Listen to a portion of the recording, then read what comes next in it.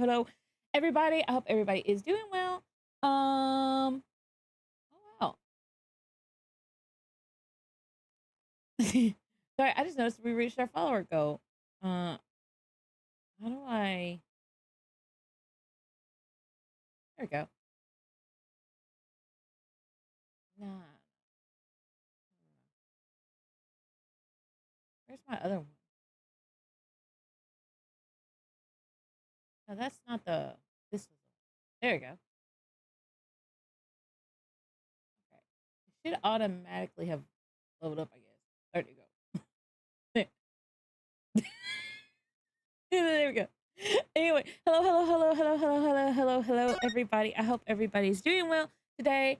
I am excited. I'm a little late because I woke up from a nap. Are you Winston? Hi, Board. How are you tonight? I think I am. We're kind of getting into the next phase of this really complicated case. I think we're about to present evidence, and this might be our last day on this.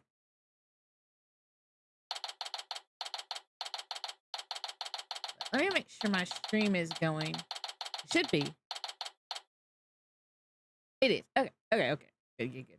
But yeah, how are you doing tonight, Board? I feel like I'm winning. I had a pretty good day today. Court is now in session. All rise. Court is now back in session for the trial of Damien Timber. Hey, Stinky, I am very good. How about you? I'm doing good, Board. Is my... Okay, yeah, I think my stuff should be... Okay, I might turn down my music just a little. I'm not Stinky, though. You can... Look, you can call me Shorty if you don't call me Stinky. Apollo Justice, defense team leader, is ready, Your Honor.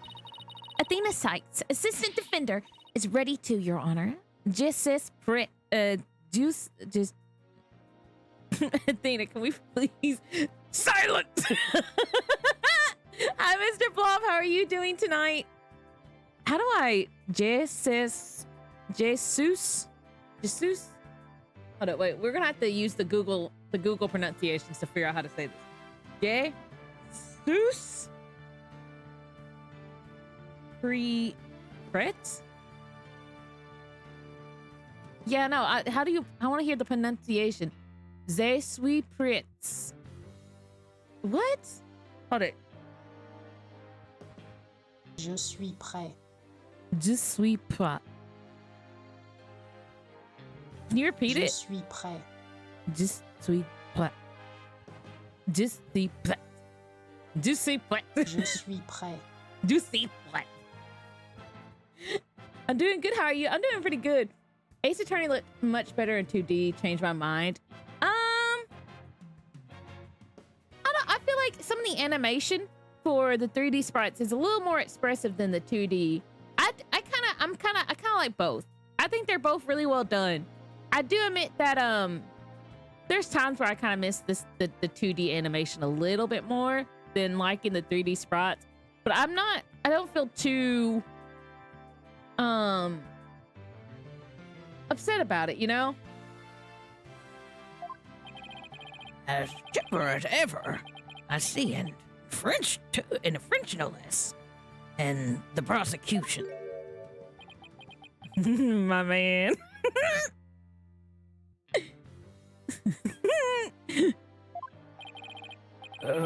Very well then. By the way, I asked Detective Fulbright to provide sturdier shackles today. There will be no more of your funny business this time, Prosecutor Blackquill. Now, your opening statement, if you would. I believe it's standard procedure for the prosecution to handle it. Looks like the judge is really bringing it today. He probably realized how Blackquill played him. That was one mean game of Simon Says. Do not translate 15 and teen to French. 5019, why? What is that? Now you got me curious. What is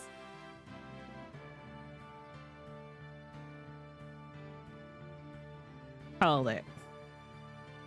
I want to listen to this with the desktop audio off.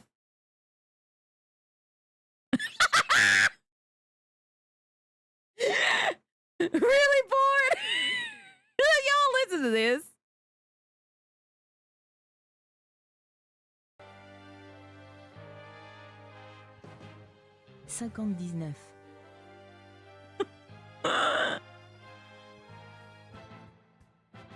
You know, that was actually really good. I'm not even going to be mad about it. I'm not going to be mad about it. I got him. I can appreciate a good got him.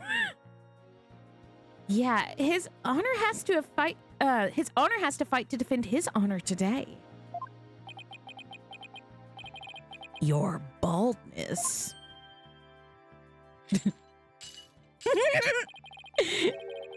It's plain to see that you've always dreamed of delivering an epic opening statement. I have. I don't know if I say that. Why, Of course you have. I saw it in your eyes the last time you gave the opening statement. That was the look of one who yearns deeply for the thrill of an epic opening statement. For decades now, you have been watching opening statements from your What is he doing to this man? They were the crown jewels of the court, the one thing you could not possess. What is he doing to this man? Yo, I kind of feel... Yo, somebody save the judge. I don't know what Blackwill's doing, but I don't like it. Is he hypnotizing him? we need a... you know, let's go ahead and make a war crime list against Blackquill too while we're at it. Copy that. And then face.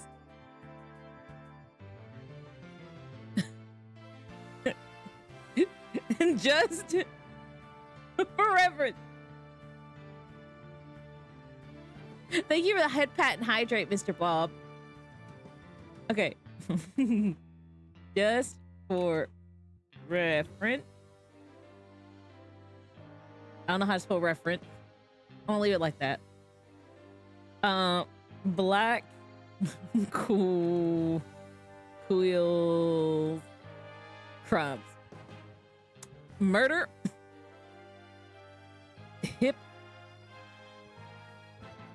Hypnotizing the judge into giving an opening statement. Being really fucking cool.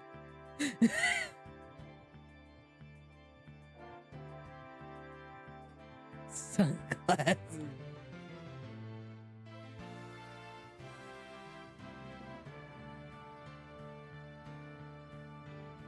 Okay, here's my list of so far just for references. Blackwill's crimes. We have murder.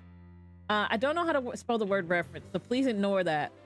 I want to change this text color. I want to change it to. Can I add like a gradient? Ooh, wait, that might actually be a good idea. Do that.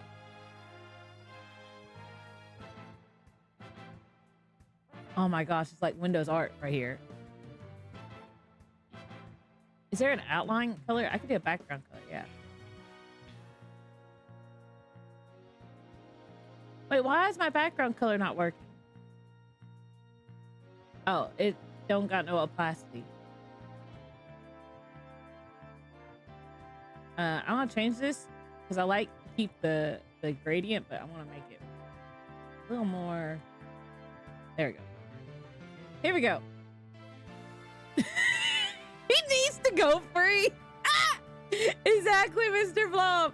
Anyway, so here's my Blackquill crime reference that we'll always have just in case for any reason. Anyway, just explore. Ignore how I spelled reference. Blackquill's crime.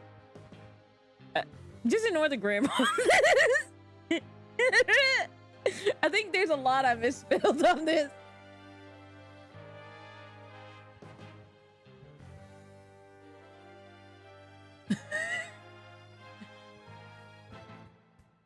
Okay.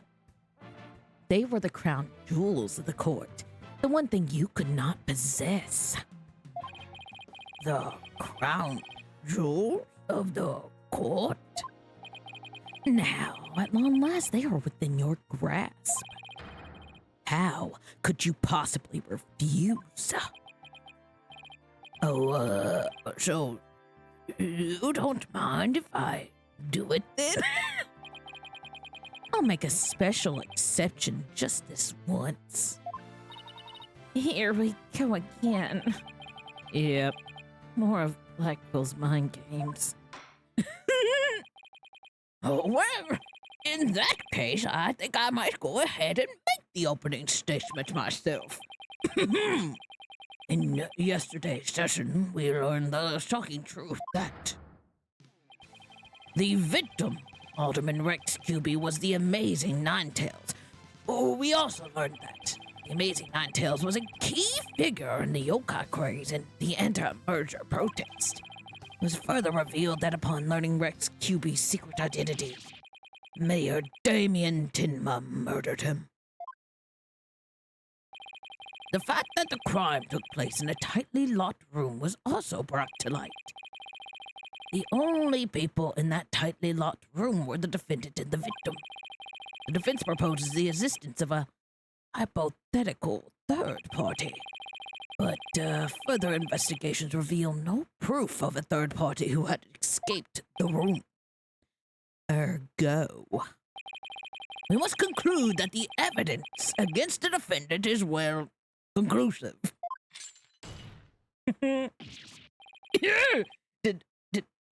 Did I say something wrong?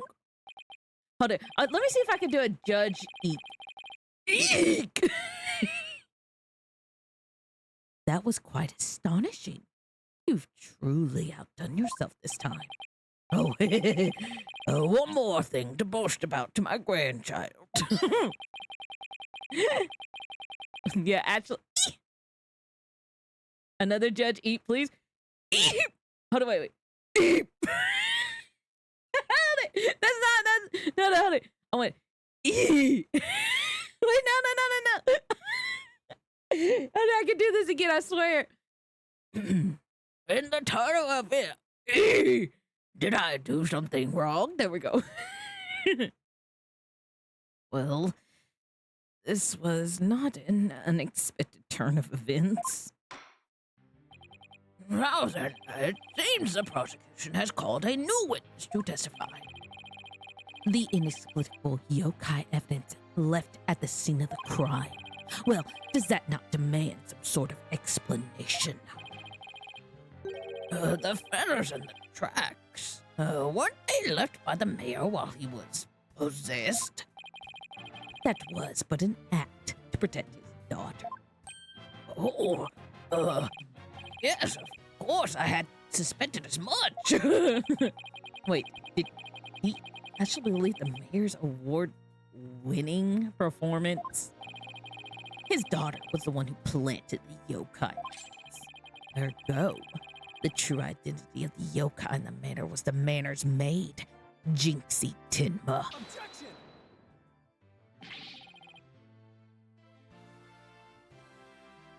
The prosecution is engaging in mere conjecture. Would you care for some witness testimony then? For I am ready to prove that little skip is the one behind Tim Mataro's farce. Witness testimony.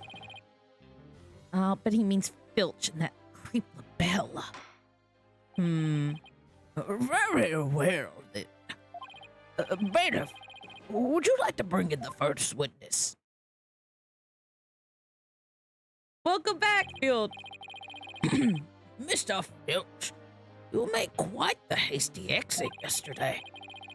See that it doesn't happen again today.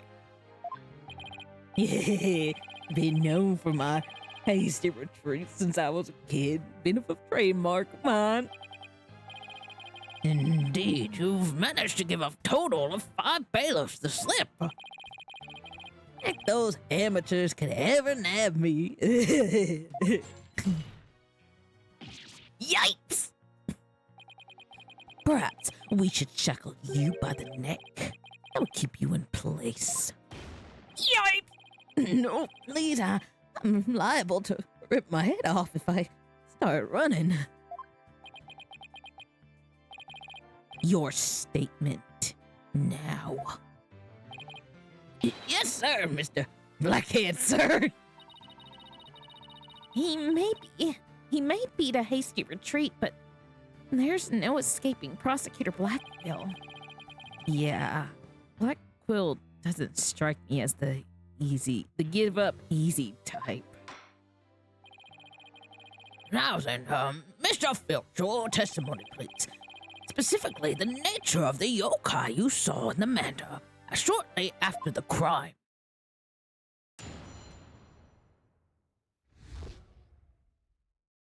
The yokai is Jinxie. I drank my soda.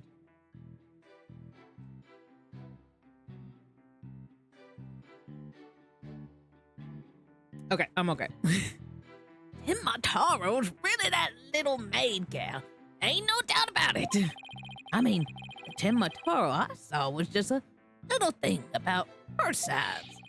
But the little run had a big old staff. I saw it when she came into the foyer. But she stole it from the Forbidden Chamber after stumbling on the crime scene. She was gonna use it to wallop me on account of my old fierce reputation. I just know it. So, Timataro was short in stature. And that's because it was Miss Jinxie Tinma all along. You betcha. Besides, all the rest of the manor were way taller than her. Binging height is but an easy thing. It's Thursday. Justice is blind and Lynn refuses to take the lead. Hello, DS. How are you tonight? I hope you're doing well. But a big ox like the defendant can never pass for short. What if the Timataro impersonator was walking on their knees? Weren't no need walking. I seen it myself. Then perhaps that yokai was really was Miss Timma after all.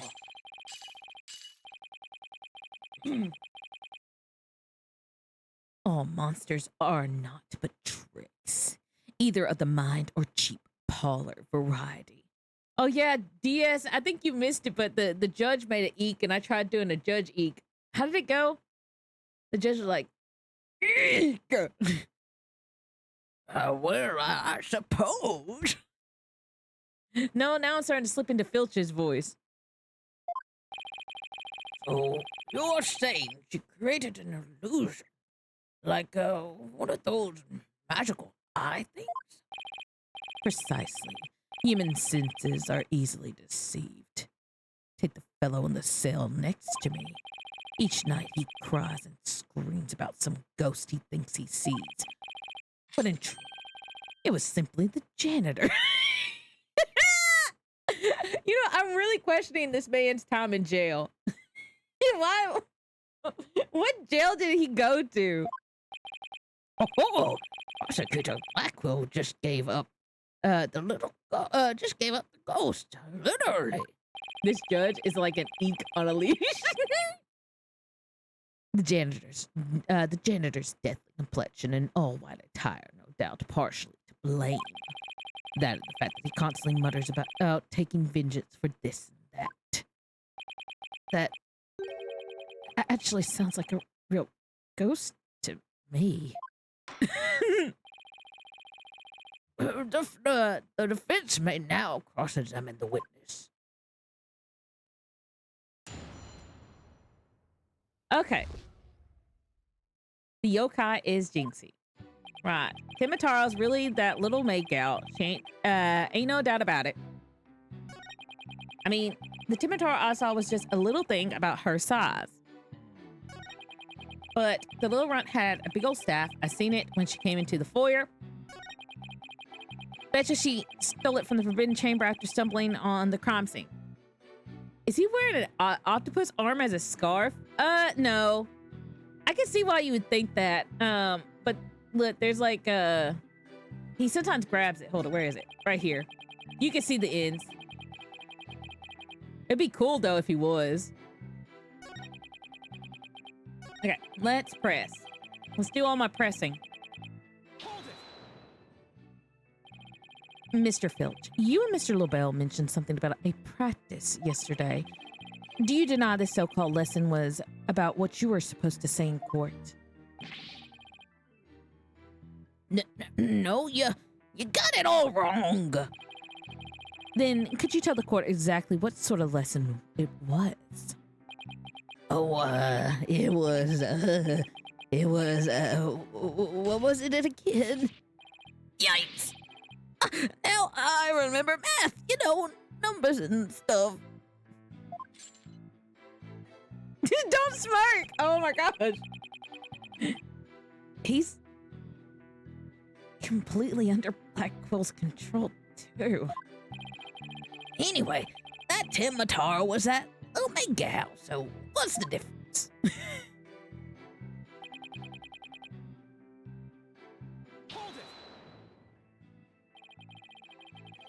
I take it you got a good look at how tall the Timitara impersonator was. You betcha. I got a habit of sizing people up. I could even give you a primer on how to pull it off. All under the table.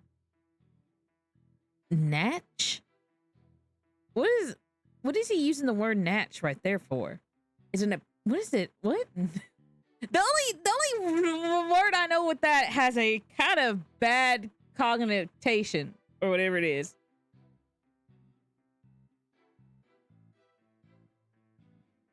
Naturally, or as may be expected. I know the urban definition.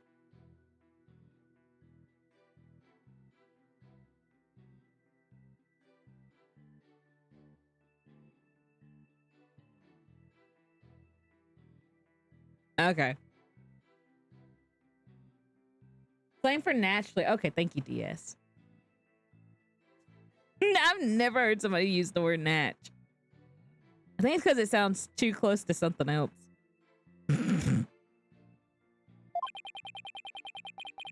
I got a knack for figuring out where people's pockets are and how much money they have.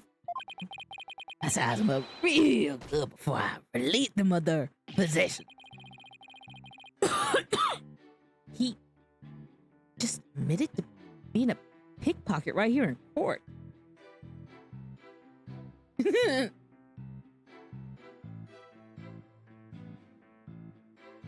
Why are we posting a tail gift in chat board? Also, if you have a dark theme like I do, you don't even see it. It's so subtle.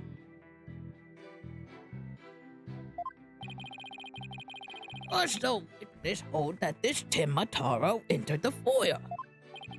Darn right I do.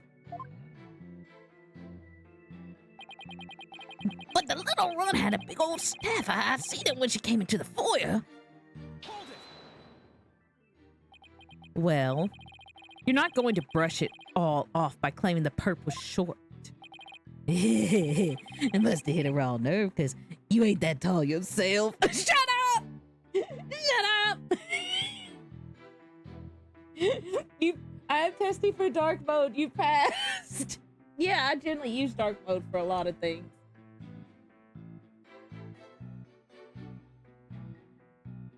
I no longer am friends with Filch. Filch has struck a nerve. Look who's talking, mister. I've got to stand on a box just to testify. Anyway, Mr. Filch, correct me if I'm wrong, but didn't you say that Timitara you stole had a staff? cross my heart and hope to die because I know it went jingle jangle. And where do you suppose that staff came from? The staff, you say? Well,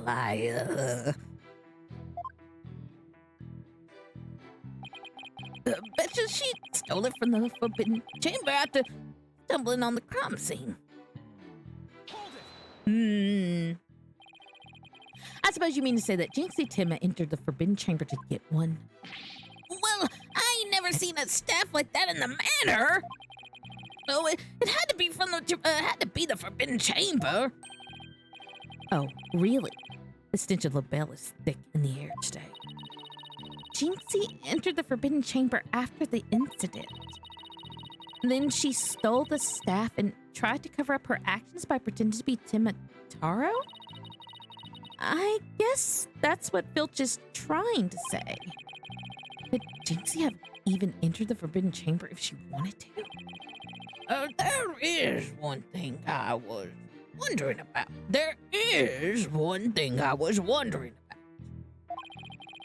Why did that yokai have a staff in the first place? Well, I've got my hunches about that. She was gonna use it to wallop me on account of my old fierce reputation. I just know it. Wallop you? And why would the so-called yokai want to do that? Huh? That little maid gal never did like me. She always hides tails it when I come around and sticks these weird papers on my noggin. She probably thinks of him as a dreaded Tanuki monster of the QB Manor or something. We need to prove that Jinxie isn't Timitaro. But I have no idea how we're going to do that. All we have to do is prove that it was impossible for Jinxie to turn into Timitaro. And that might be easier than you think. Really? Now's our chance. Our chance to expose the real Timitaro for all to see. All right, Timitaro's that little maid gal. There's no doubt about. Okay, let's look at my court record real quick. Okay, I'm going to skip through these so that way I can get to this without having to worry about as the Jinxie is definitely a yokai. She is not a yokai. She's Jinxie, which may be a yokai. Token of goodwill made a secret. That's what the original shop. Okay, let's see.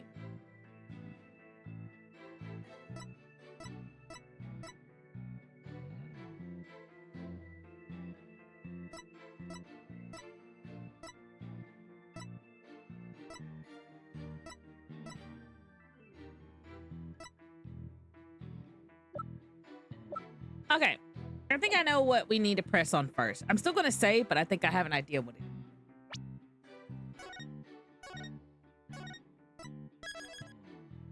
it is.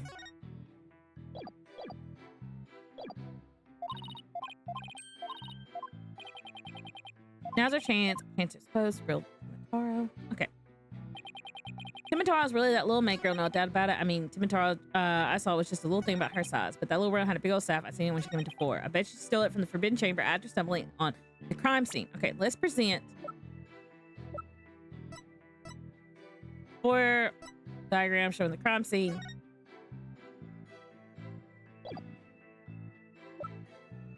The key that the mayor took from the killer is swallowed. There's only one of its kind. I'm going to present this. Objection! It would seem that Timitaro was in fact not this innocent little girl. Huh? How'd you figure that? You claim that Timitaro you saw had one of those staves from the forbidden chamber. But it would have been impossible for Miss Timma to get a hold of one. Care to elaborate, Mr. Justice? The mayor swallowed this key shortly after the murder. He wanted to keep the killer out of the forbidden chamber. What's this? This key was deep in the mayor's stomach when Miss Timma discovered the crime scene. So you see, it would have been impossible for her to get into the forbidden chamber.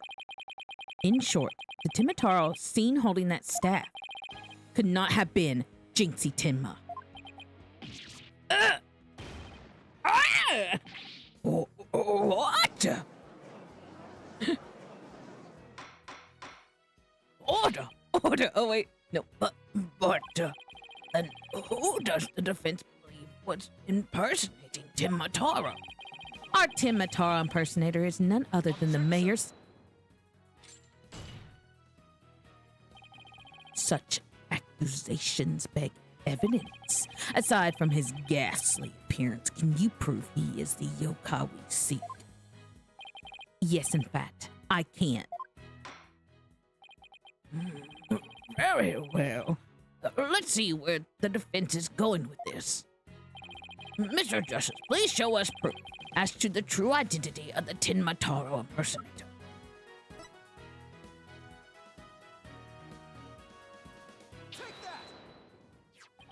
We found this hand cream in the forbidden chamber.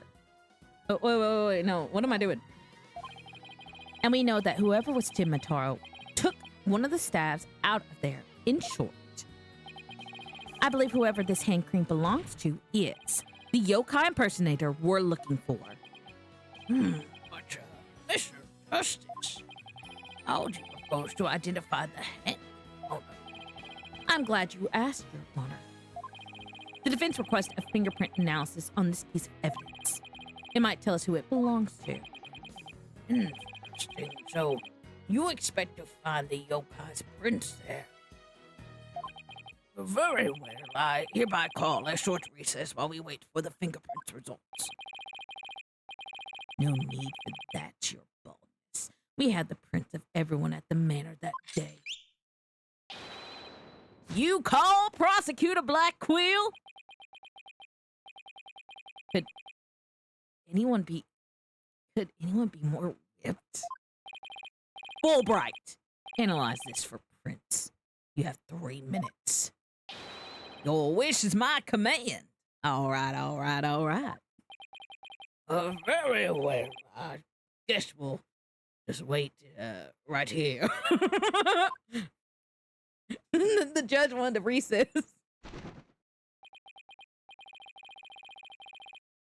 It would seem the fingerprint analysis is complete. What do the results show? What in the world? They're Florent LaBelle's prints, aren't they? This is absurd. Prosecutor Blackquill?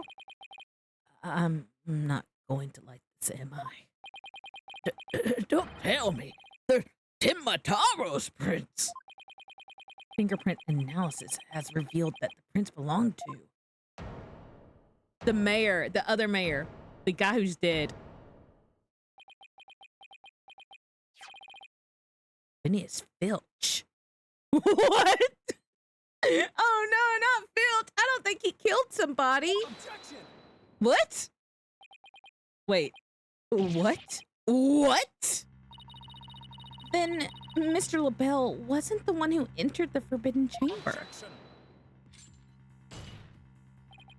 Why, you tricksy little Tanuki. Explain yourself now. Sure. Them prints are mine. I mean, I did pilfer that hand cream from Mr. LaBelle after all.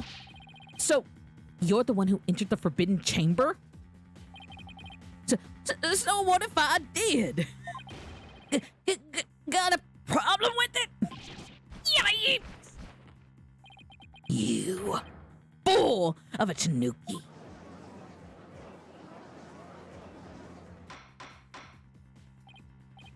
Order.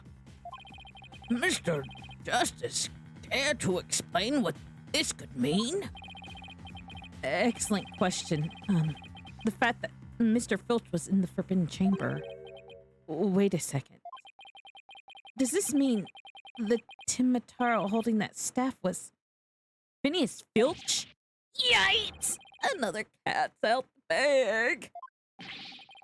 But, Mr. Filch, it's Timataro.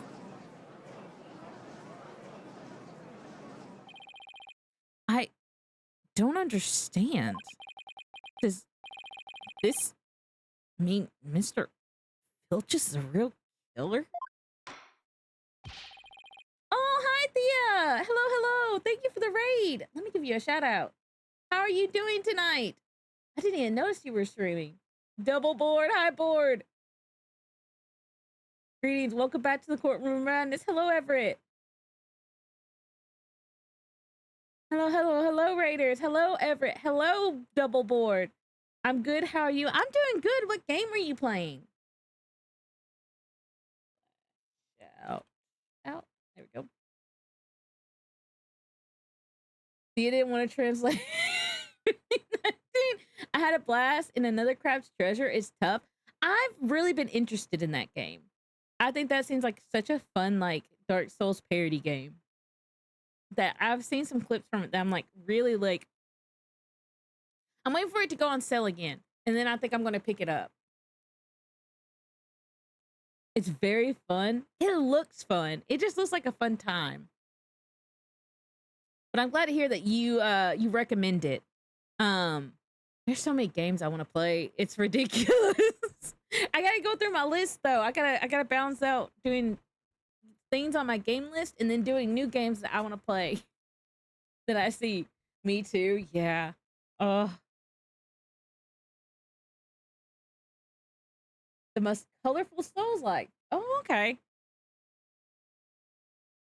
That is like it does look very colorful. I have a backlog and a board, and board keeps recommending new games. I know he recommends me new games too. I have somebody else in chat who recommends me new games. What do you need a backlog expansion? No, board, please. My computer can't handle about 100 new games being added to my list. I know, like, when I get done with South of Midnight and Nine Souls, I think I'm gonna play Blueprints and then something off my list. Board, resistance is futile.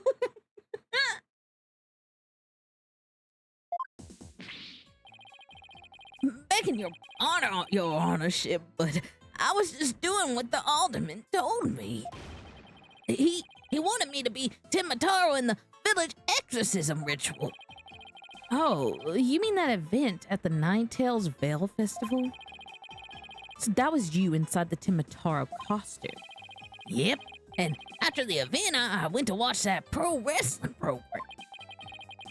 There are a lot of very good games out there. There are. But it bored me to tears on account of the wrestlers being complete jobbers. Best of luck solving crimes. Thank you, Thea. I hope you enjoy your day, and if you have to go to bed or get some sleep, I totally understand. Since we do Ace Attorney, can we do Layton? So the thing about Layton is I've played quite a few of the Layton games offline. Need food? Gonna lurk around? Sure thing, sure thing. I hope you enjoy whatever you get for dinner. So I want to play the Layton games. It's also trying to figure out how to do DS emulation. Oh, thank you. Shame on you, Lion.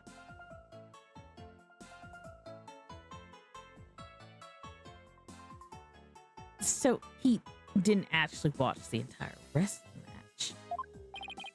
That's when I looked at the Timataro costume and got a great idea. Nobody can tell it's me when I'm wearing it.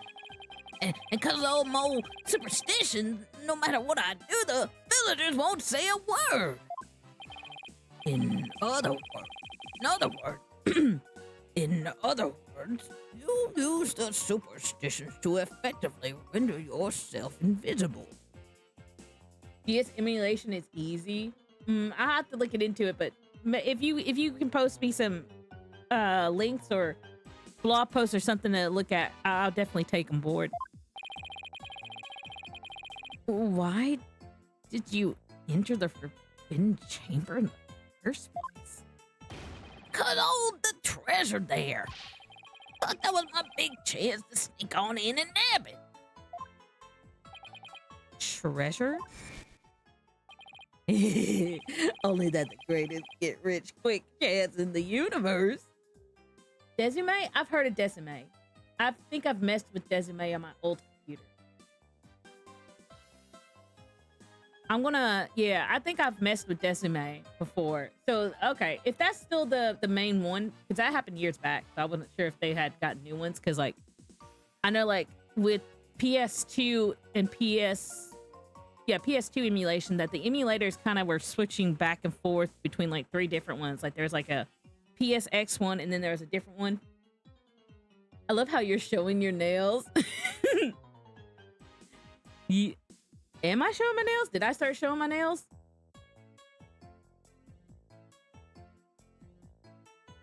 So that, oh, yeah. Duck's best. Yeah, that's what I got. What I ended up using was Duck. I'm gonna move myself over, actually, now that I think about it. Yeah, those are my raw hands. Grandpappy told me all about it. Said there was an amazing treasure in there. He went in there not knowing his grandfather had already pilfered it. Yes, that's one tale that didn't get passed down from grandpappy to grandson. I'm pretty sure Decime is still the best. Okay, thank you, board. Wait, how exactly did you get into the Forbidden Chamber? There was a meeting in the Fox Chamber that day. Plus, the mayor swallowed the only key that could open the Forbidden Chamber door. You couldn't have possibly gotten in. I cut through the air vent in the foyer. The vent's left old augment picture. I went in and made a nice little hole. The Layton games are also remastered on Android. See, I knew that Layton had a couple of Android games because I played one with a girl who had a pet mushroom. Does Athena do anything at the defense table besides mope? Yeah, she does. She has her own little special thing. And she also gives us advice. She does stuff, Everett. She also lets us hear, like, people's hearts and their emotions. And she provides psychological analysis.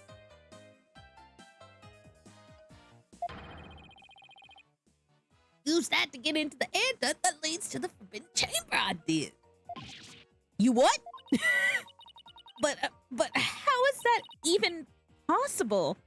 Wait a second. Remember that air vent in the Forbidden Chamber? So Mr. Filch found a way to get into that air duct. We can also put Zero Escape games on there. I've been interested in the Zero Escape games. And that's how he got from the foyer vent to the Forbidden Chamber vent? So, Timotaro was nothing more than a cat burglar, or rather a tanuki burglar. And we're back to being without anyone to charge for the alderman's murder. Looks like our so-called yokai is nothing more than one big troublemaker. While we're doing that, there's also... See, I am very interested in the AI, the Somian File games. I was watching Thea play that, and I'm very tempted that I'm going to see about picking that up. That looks really, really cool. Tell me more, Mr. Filch. What did you do? What did you do after fleeing to the foyer? I got out of that costume real quick. Would've just caused trouble at that point. And where's that costume now? Heck if I know, and it ain't my fault if you never find it. Police searched every nook and cranny. No yokai costume was left in that manor. What if it was tossed outside the manor?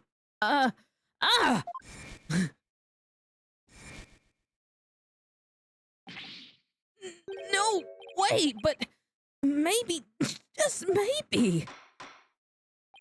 The defense seemed to hit upon an idea. Well, go on, Mr. Justice. Okay, here's what I think. Mr. Filch, did you get rid of the costume here?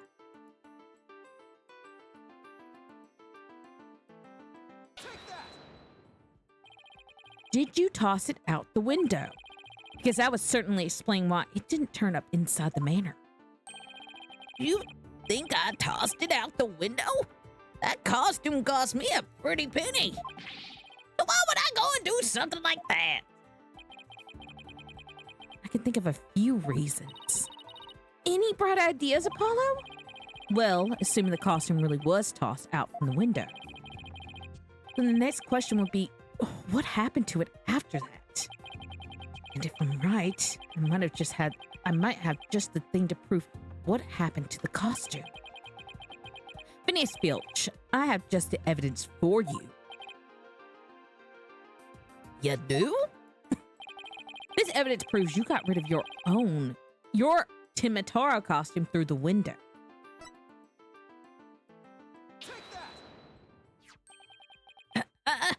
That's Timitaro flying through the skies?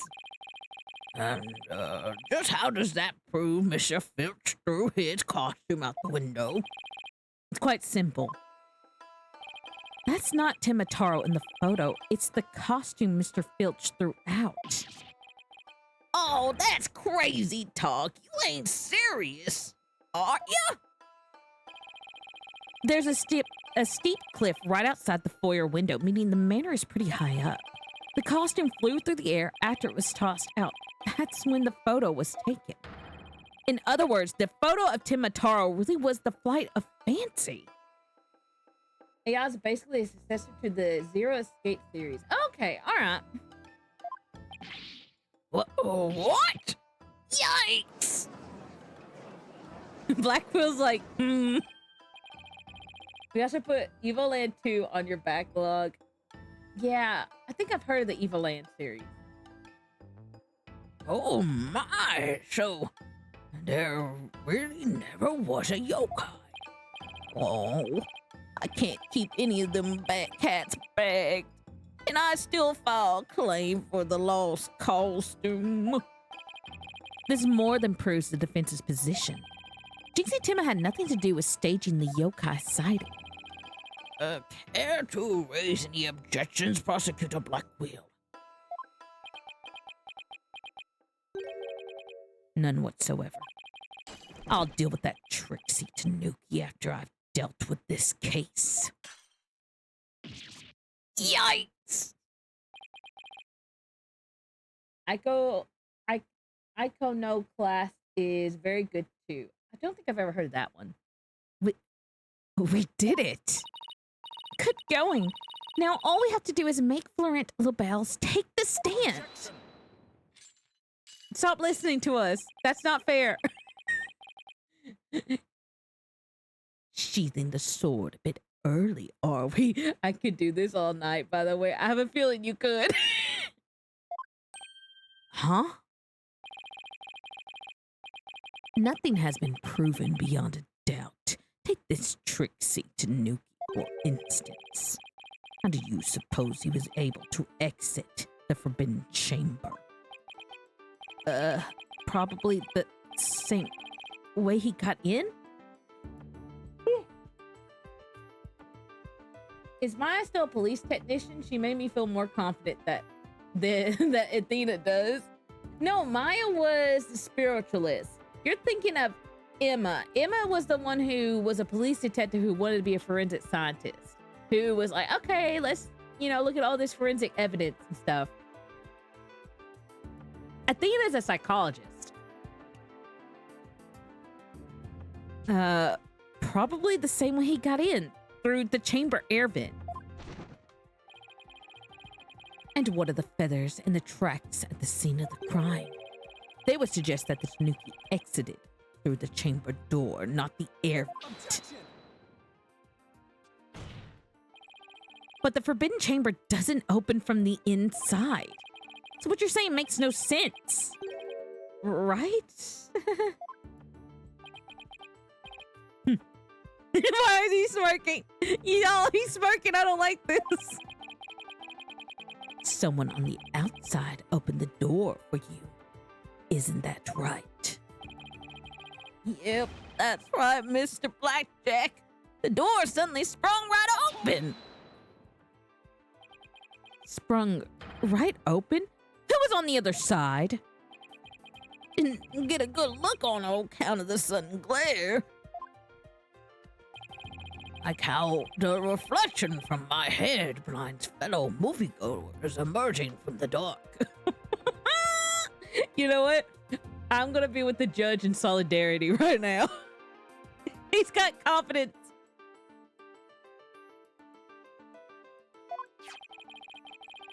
That's when I snatched that staff and made my daring escape. Then that little maid gal spotted me as I hightailed it down the hall. That means the Forbidden Chamber wasn't open until after the crime was discovered. But wait. We still don't know who opened it. Maybe there really was a third person in the Fox Chamber. Okay, one last one, the Shantae series. I know about the Shantae series, and I don't know if it's on my thing, but I've seen it go on sale, and I'm always wanting to get it. I don't know why I don't. Objection. Well, you little tanuki. When the Forbidden Chamber opened, did you see the accused passed out there? Nope. Only one there was the alderman, and he was dead as a doornail. If the accused wasn't there, what do you suppose he was up to? I don't like where this is going. Don't tell me. Don't tell me. Wait, why am I getting Southern for the judge? The judge is not supposed to be Southern.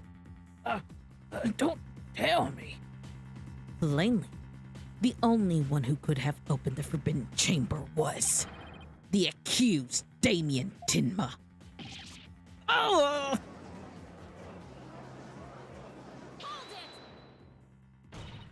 Wait a second. There has to be somebody else besides Mayor Tinma there. Really? Really? And who might that be? Oh, well, that would be. Stop! Let me talk. It seems our feisty little lass. Oh, wait. I didn't get to read that. I didn't get to read that. Wait, am I on? Hold it. It seems our feisty little lass has forgot the most important thing, evidence. I didn't forget. I was just testing your attention to details. Miss Sykes, you can't prove your point without proof of some sort. It's a proven fact. Sorry. I put my foot in my mouth again. No, Athena, we're definitely onto something here. We are? Think about it.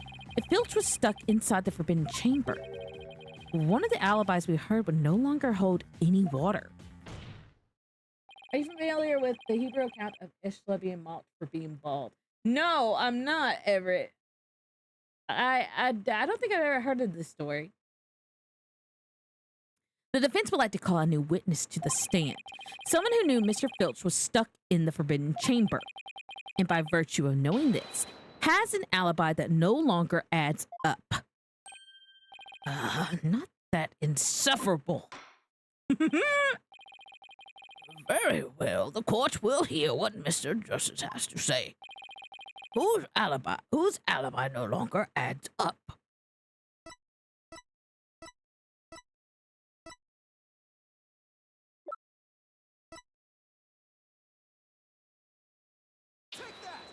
He's going on the stand.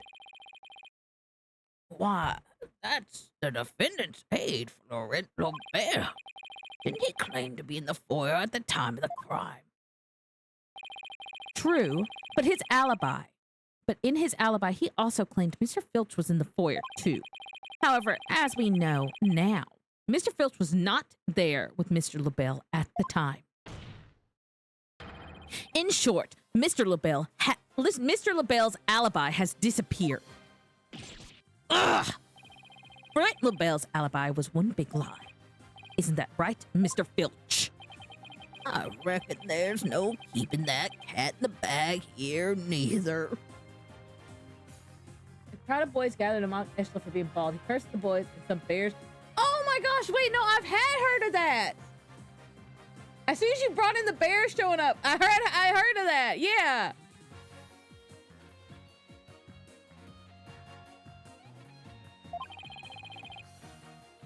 It was all Mr. LaBelle's idea. He told me he'd unnut his lip about me breaking into the forbidden chamber. In return, he said we'd vouch for each other's alibis. Shame on you, Mr. Filch. Perjury is a serious crime, you know. Oh, shucks. Mercy, your honorship, mercy. Wait, where's the smile? Oh, he's not smiling. Ah! I also assert that the person who opened the forbidden chamber for Mr. Filch was none other than Florent LaBelle. After all, his alibi has just been proven to be a complete fabrication. Don't mess with the three-shoulder people. The meat bangs.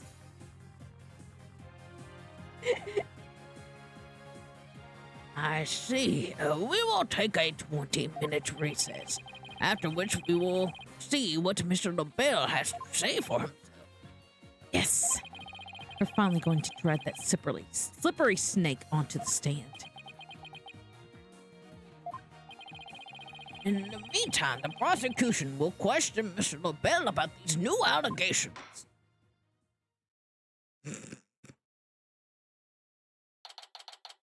Are those all nicknames for people who are bald, Tabby?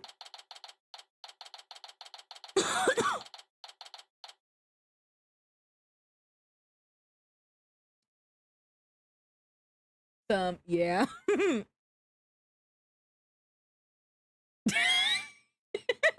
say that, Everett. No, Black Quill can definitely take on a bear. I believe in him. He definitely can take on a bear. We did it, Apollo. We finally dragged Mr. LaBelle into court. Yeah. Hey, why the long face? I can't help but feel I'm missing something important. Plus, Prosecutor Blackwell's bound to mount a counterattack. You really are a worrywart, aren't you? He'll be fine. That mystery figure who opened the forbidden... Blah, blah, blah. Sorry, I don't mean to speak poorly of your lover. That mystery figure who opened the forbidden chamber for Mr. Filch.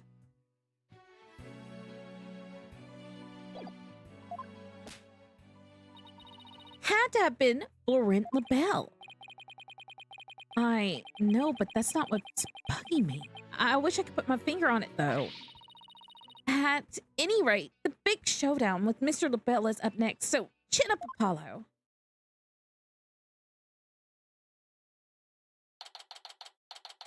April 19th, 11 a.m., District Court Room number 4? Yeah. There he is. Court is now back in the session. Court is back in session. Our next witness is The Joker.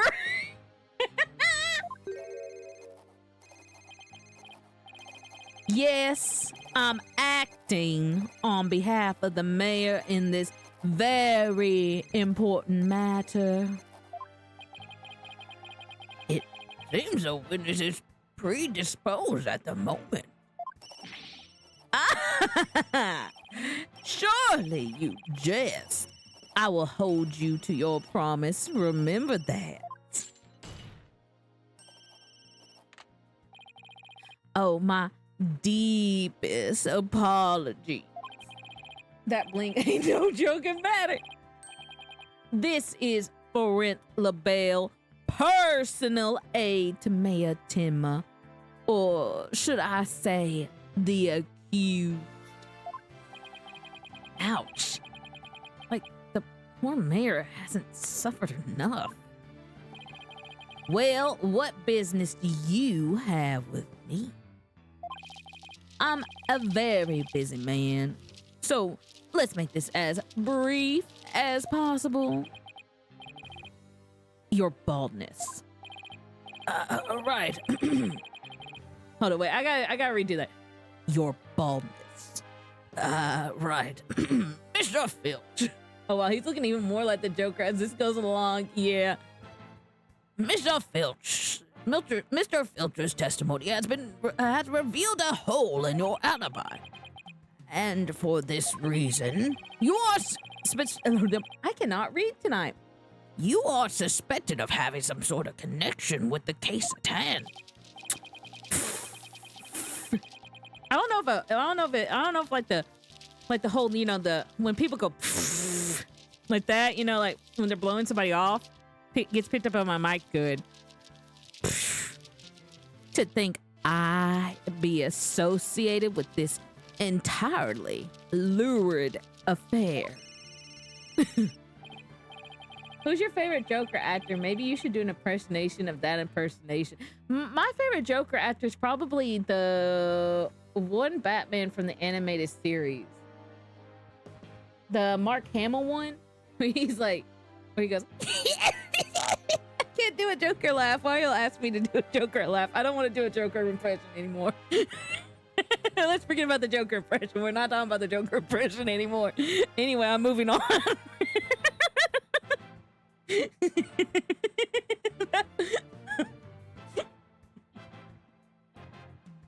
was not great.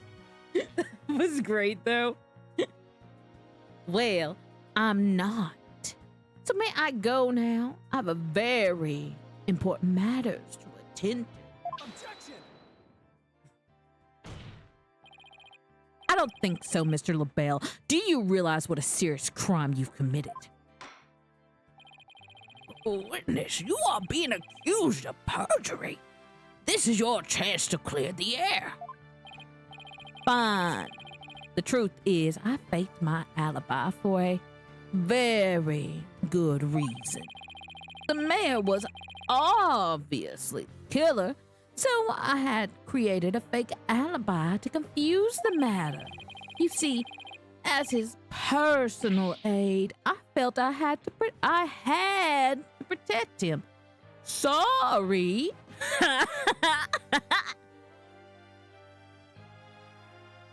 Now you're just doing your own Lynn Joker laugh.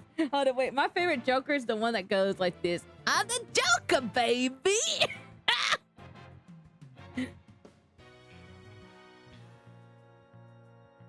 I pulled up the emoji keyboard. How did I do that? I just want to type on the Joker, baby, in YouTube. I'm the Joker, baby. Well, I'm the Joker, baby. I'm the Joker, baby. Yeah, this is my favorite Joker impersonator. Ignore that. Ignore that. That's just YouTube going off.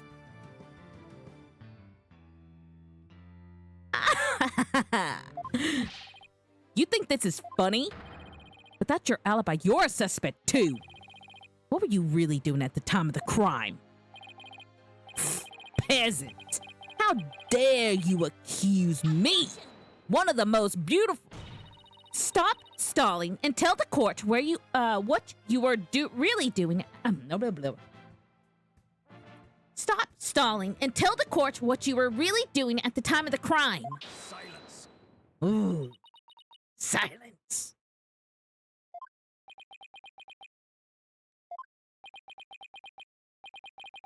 Enough jabbering. Swords have been drawn. The time for talk is past. Swords? What swords? This is a duel to the death. The fate of the accused rests in our hands. Begone, ye of cowardly heart! The battlefield hath no place for ye. Again? Oh my. Spare me, please!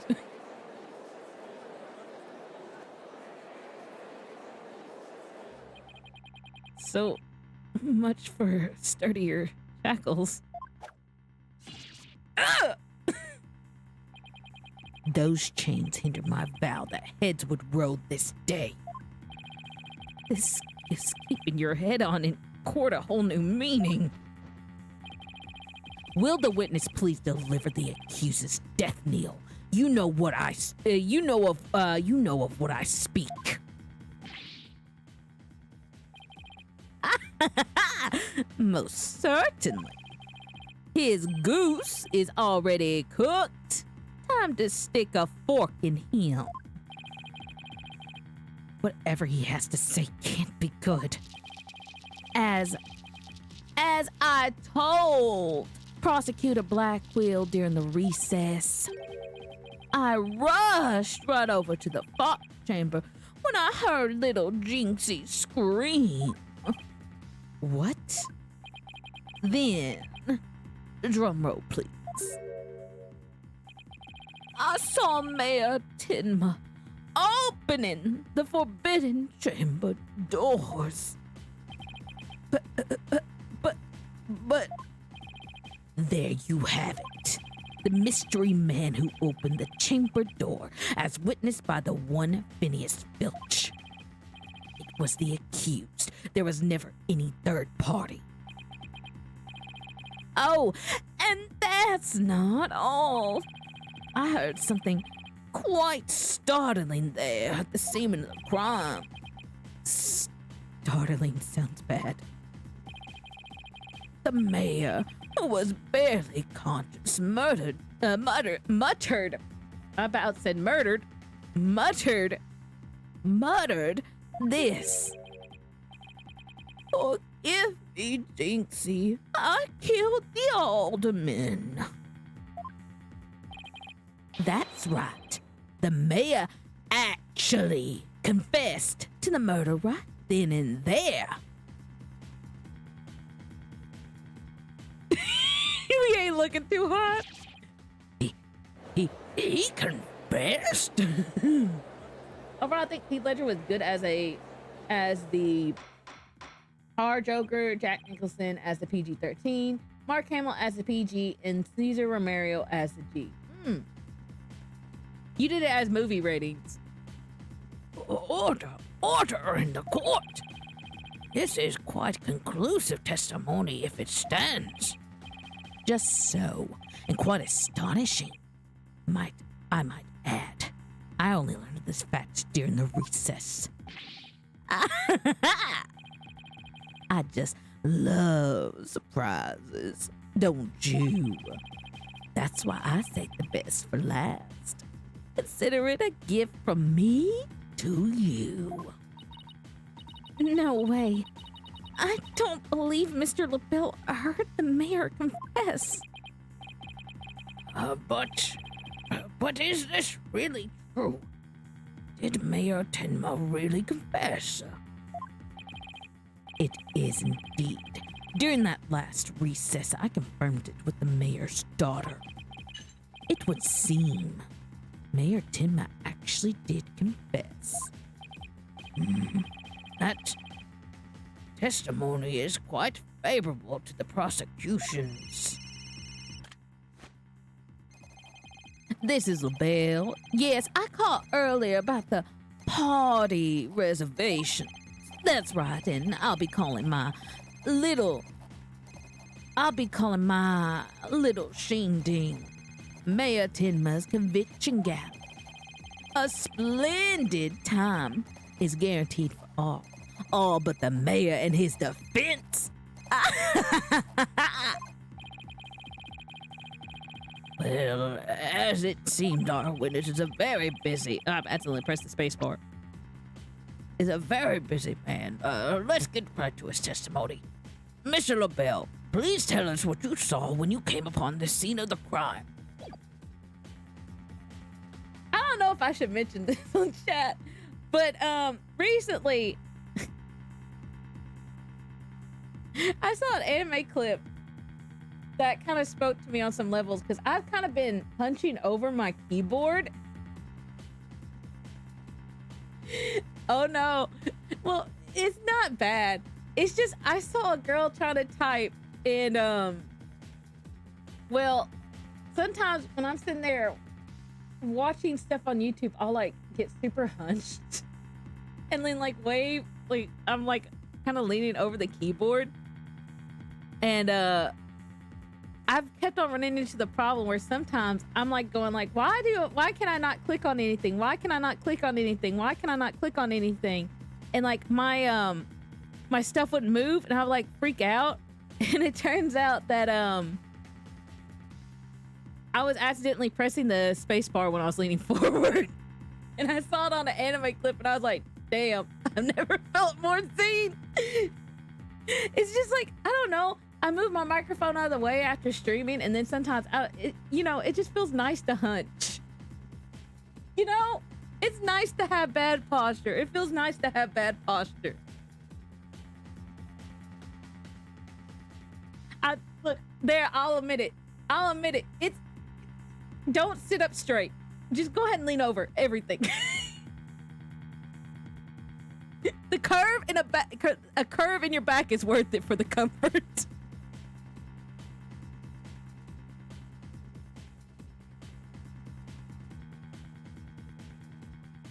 But yeah, one day though, I sat there for like 15 minutes going, why is my computer not working? Why is my computer not working? I was like, I can't get off this page. It keeps on scrolling back up. I don't understand why?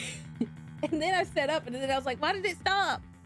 I mean, that's just how our bodies adjust to being in the same position for long because it's the less tiring one. I never really thought about it that way. That's okay. I could see that, Tabby. I could see that. I can't believe I never thought about it that way.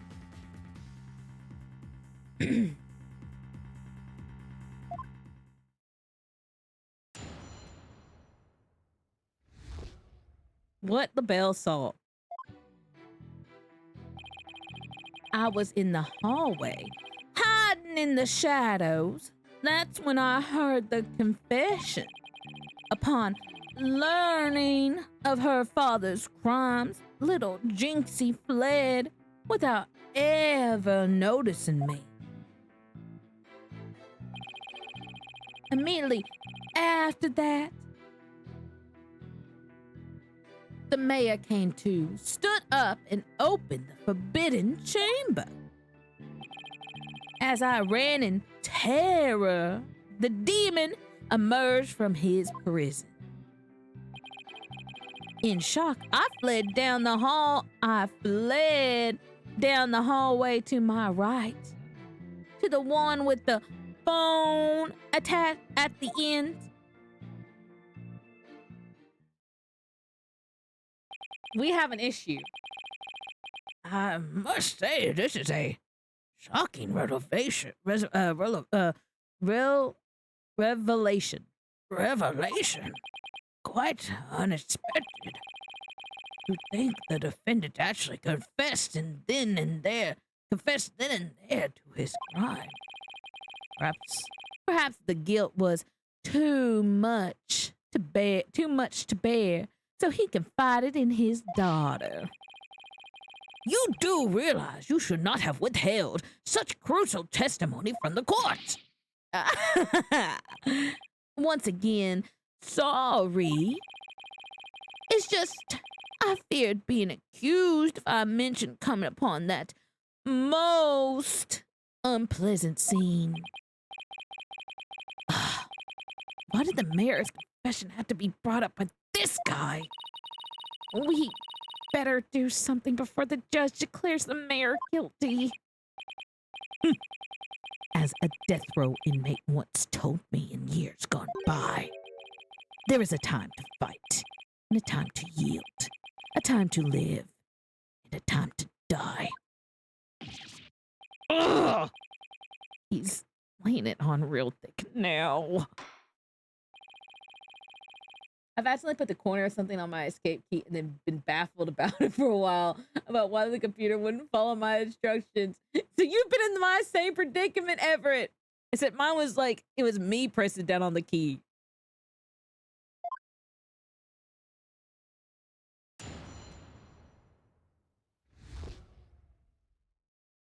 What the bell saw. I was in the hallway hiding in the showers. That's when I heard the confession. Chris. I think I know what we need to do here, though, to continue this on. You claim that the mayor confessed to his daughter? Are you sure about that? Peasant! You wouldn't dare ask such a question. Peasant! You wouldn't dare ask such a question if you truly understood. True beauty is never wrong. It's not. Well, and now hear me out. No, beauty is carved deep in the DNA. That means I'm programmed to always be right, even when I'm wrong. If we give Lynn... Hold it. What is this going to lead to, board? If we give Lynn green hair... I'm not following. These exquisite ears like flowers of bloom. These eyes that shine like pearls. This could be low-key twins? No. No. No. No. No. No. No. No. No. No. No. We'll try one. We will try one.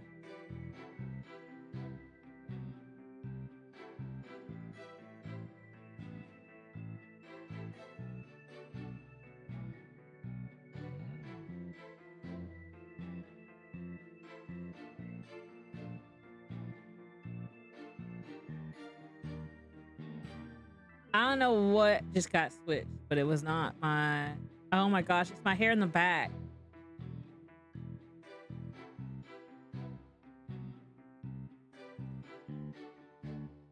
Okay, that's not good.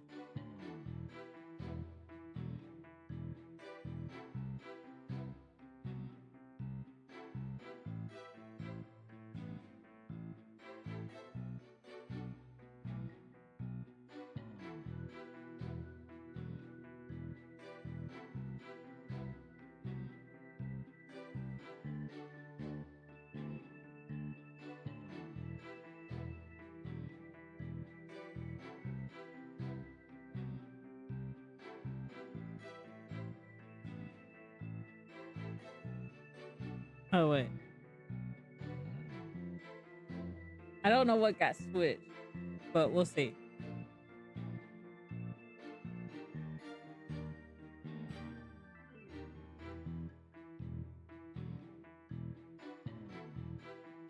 All right, maybe I need to fix that.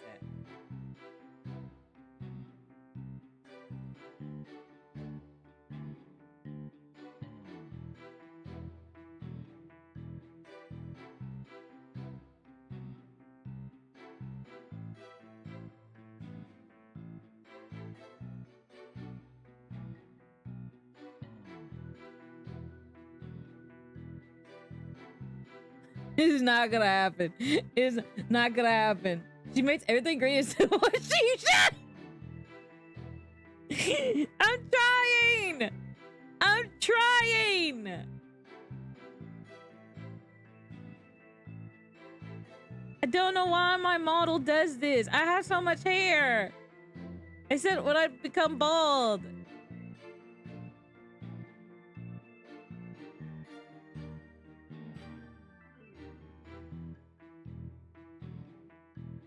Dye hair midstream is satisfied.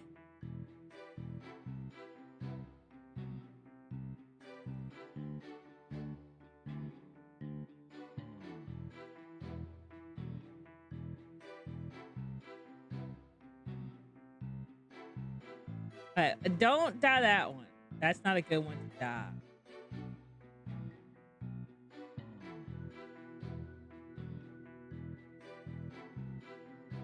I do not look like this man. Y'all have got to believe me. I do not look like this man.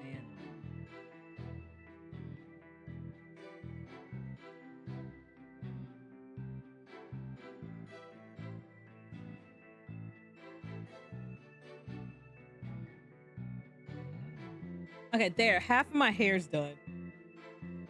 Besides the one thing. Oh, fuck. I didn't save it. Yeah, I'm not going back. I'm not going back.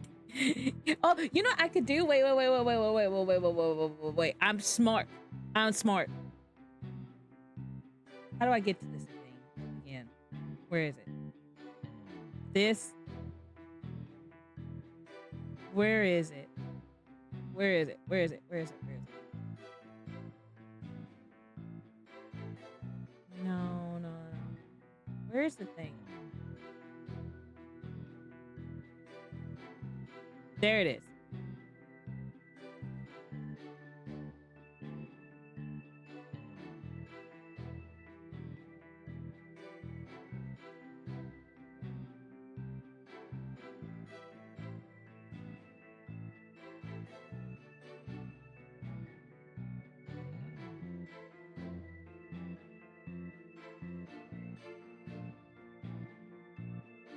Why is this not working?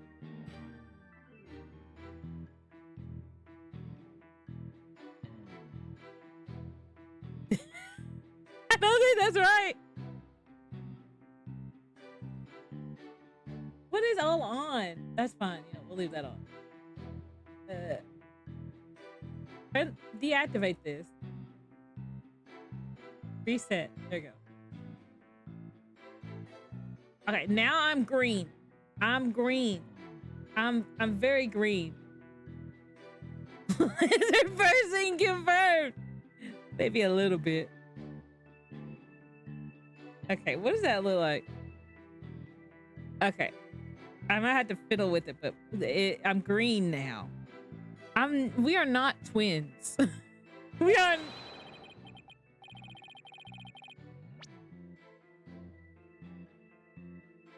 These exquisite ears like flowers of bloom, these eyes that shine like pearls, this hair like the finest silk, nothing can corrupt the truth they hold. Right. Is that a blank? Lynn just turned into a film. I could try a collector's card for this, but yours is looking better.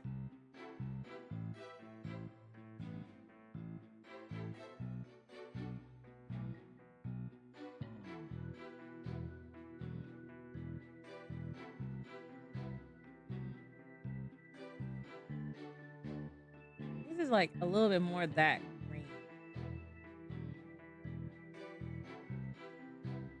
There we go. That's more like the green. This right here is more like the green. So, witness will now hurry up and explain this truth is. Specifically, what did Jinxie Tema do upon hearing the confession? Upon learning of her father's crime, little Jinxie fled without ever even noticing me.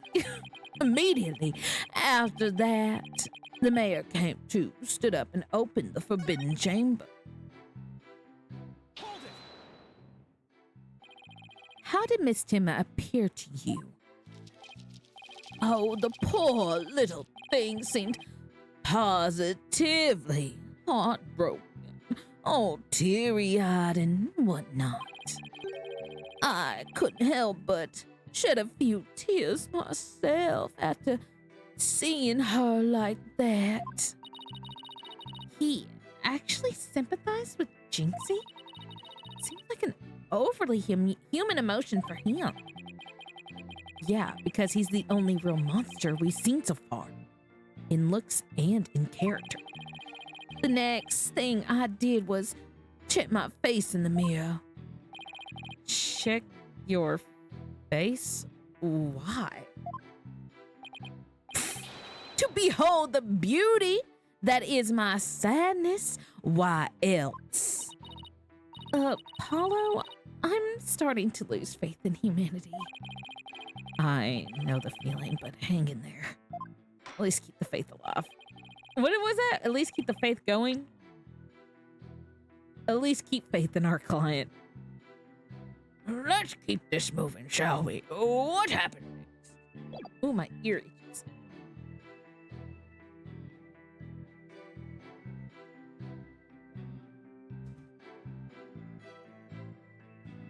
Okay. I'm done with this effect.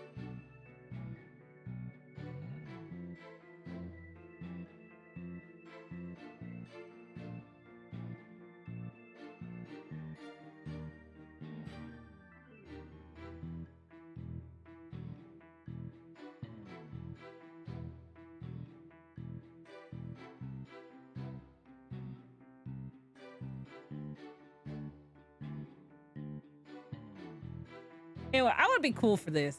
You know what? I want to be cool for this. I'm going to be cool for this. I should have been doing this during non-souls. I think this would have been a cool effect for non-souls.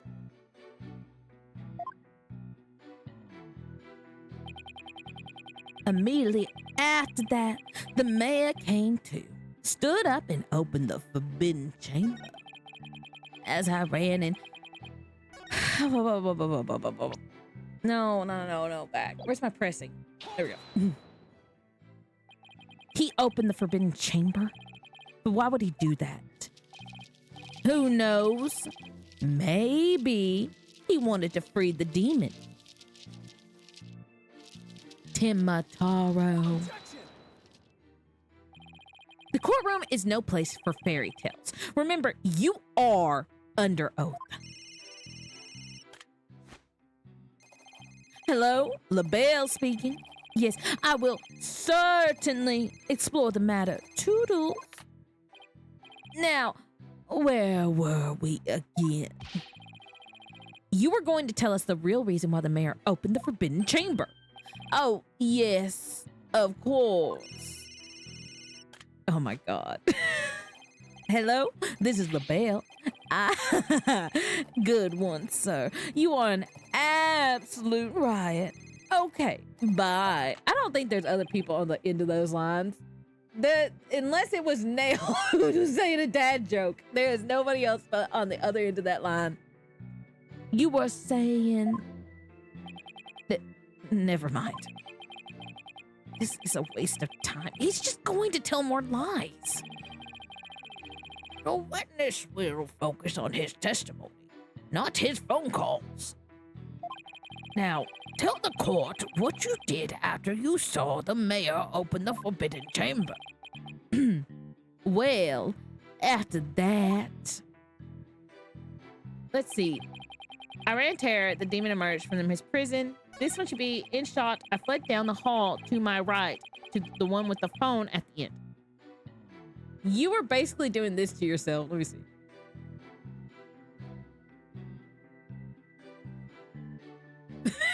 Yana, yeah, a little bit.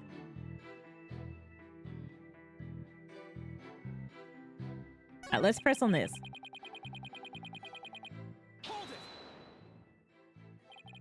What was Mr. Filch like at the time? He was shouting, "I can't see! I can't see! It's the curse of Timataro!" Then he took off running like a madman.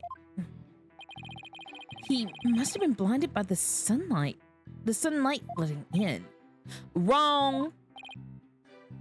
What? He set eyes upon me and was thus blinded by my radiant beauty. Same. So it was the curse of Florent LaBelle rather than Timataro. Yes, I'm afraid such beauty can be a curse. It's almost criminal. The only thing criminal here is your ceaseless jabbering. Now get on with your testimony. Oh, forgive me your darkness. Let's see. Oh, wow. Let's see. Oh, yes, I fled for dear life from Timataro. Apparently, LaBelle is French for the beautiful. I can see that. for dear life from Timataro and... See, we already found a contradiction, but I want to press on everything.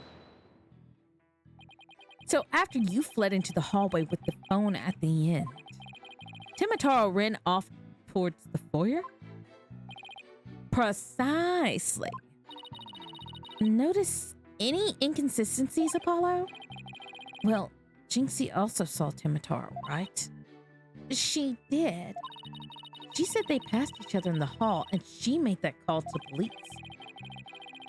Well, if LaBelle had fled down the hall, where that phone is, Jinxie would have seen him when she was returning from making that call. You know what? I got one thing to say. Why do I feel like this is the only case where I actually know what I need to present and where? And they give me direct hints on what I should be looking for. Any other case, I feel so lost. They're like, no, we're not going to give you an actual good hint. We're going to say, I think this thing is weird. And that's it. They'll point me to like a thing, kind of. They'll just say that statement or something about that was weird. But then they'll also say something else seemed weird. Meanwhile, on this one, it's just like, that specific thing with that specific statement is really weird because of this specific evidence. And it's making me a little bit mad. Because for once, I'm actually feeling confident. Oh, right. And if she saw him, she definitely would have asked him for help. Right. It just doesn't make any sense. Time to review the evidence. If we don't find some way to poke a hole in his testimony, Mayor Timma is good as guilty. This is bad. Very bad. We need to find an inconsistency, a mistake, some kind of conflict. It's all over if we can't find a flaw in the prosecution's case.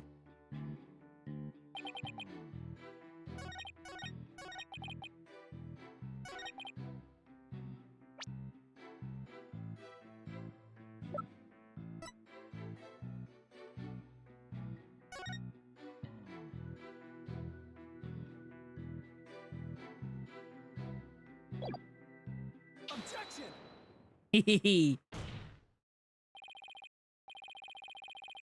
Florent LaBelle, you're lying about having witnessed these events from the hallway.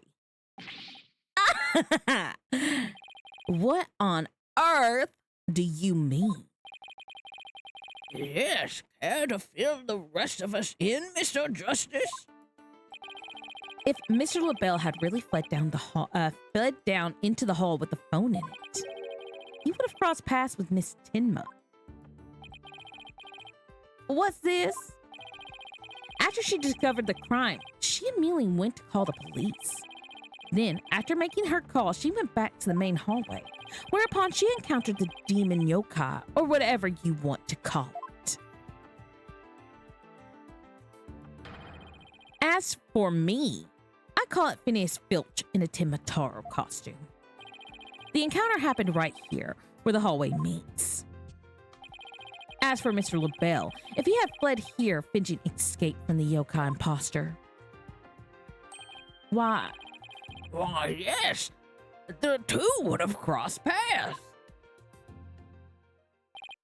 Right, except Miss Timma told us that there was no one else in the hall. In short, Miss Tinma did not see you in the hall because you were never really there. Ah! My eyes! My beautiful eyes! Huh, not such a fabulous scent now, is it? But, Mr. Justice, the witness also stated that he heard the mayor confess.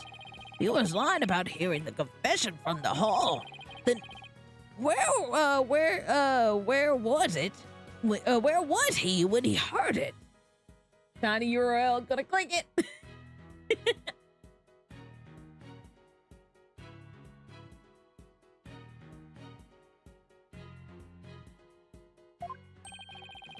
Inside the Fox Chamber, where else? But isn't that within the very crime scene? It is, Your Honor, and that means he's not really a witness. Rather, he's the third party I've been alleging this whole time. What? You think I'm the killer? How dare you? Silence. Foolish fop. A true man knows when he's beaten, when he is beaten. A shield of lie comes not comes to naught before a foe with the sword of truth bared. Prosecutor, Blackquill, what are you? I thought we were on the same side. You are mistaken. There are no sides here, except save for my cold, steely edge of judgment. You are alone upon this battlefield, with naught but your lies and sickly sweet perfume. Whoa, what just happened? Blackquill's really tearing into him. You heard the mayor's confession from the inside, did you not, you deviant dandy? But the sole location for which you could have seen and heard the mayor and the Tanuki, without either of them noticing you were right there in the Fox chamber. Oh my. So that's how it's going to be. Fine. I'll come clean then. Seriously? Yeah, it does feel like a bad move. You admit to being there in the Fox chamber. I do. I did enter the room after the murder, but I was afraid of being falsely accused, so I lied about it. I feel terrible about lying like that, but it's verbal cologne that I use to protect myself. You better explain yourself, Mr. LaBelle. Yes, of course. I was just about to get to that. The witness is skating on thin ice. I'll remind you that perjury is a very serious crime. Now then, let's hear your testimony again. This time, without your perfume of lies.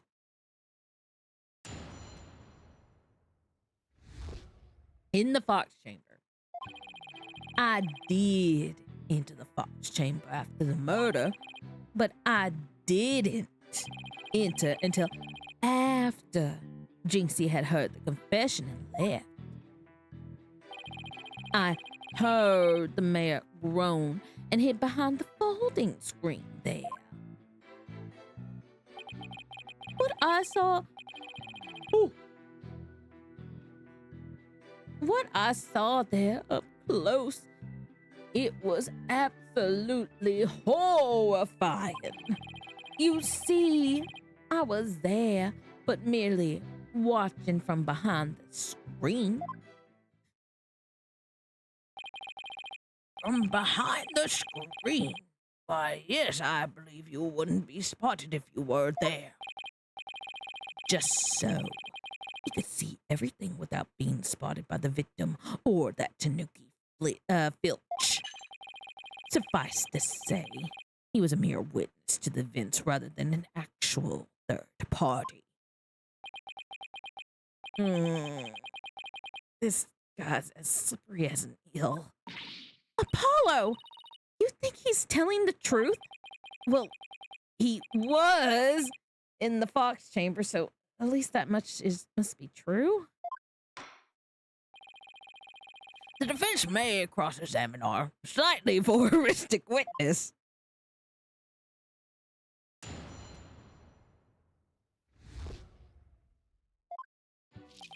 Okay, so yeah, one, two, three, four, five precedents. Why in the world would you enter that grisly crime scene? Why? Because I was worried sick. Mayor Tenma suited. It was. It was designed personally by me. I was worried my work of art might get blood on it. This man clearly has his priorities in order. Okay, let's get this over with, shall we?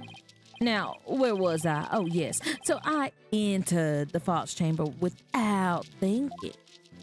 I have returned. Welcome back, Mr. Blob. But I didn't enter until after Jinxie had heard the confession and left. Why didn't you enter right away? And ruin my designer shoes?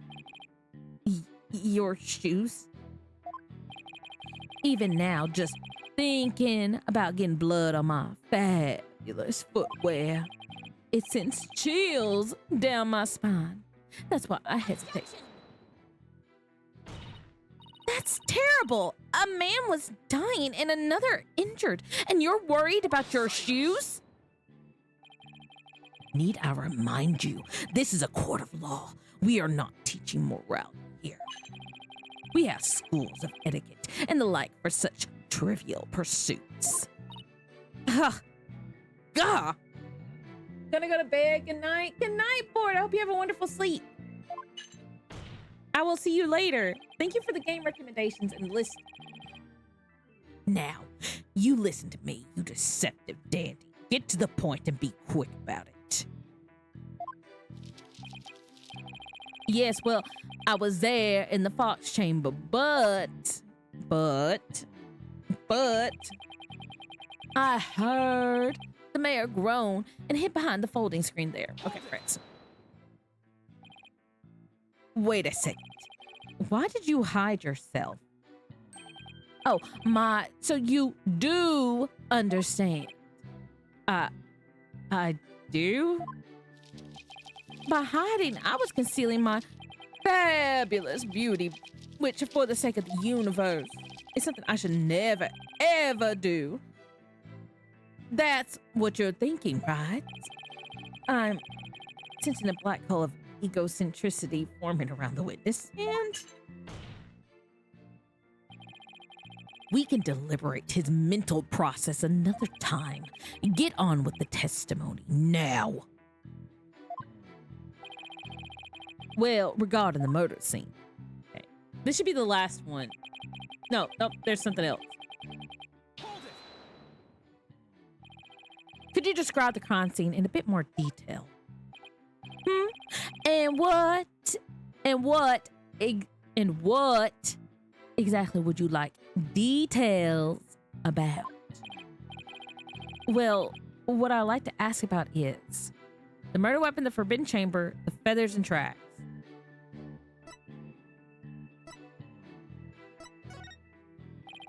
Could you describe the state of the weapons that have been used at the scene? The spear had been thrusted. The spear had been thrust all the way, all the men. Then there was that statue the alderman used to bludgeon Mayor Tim.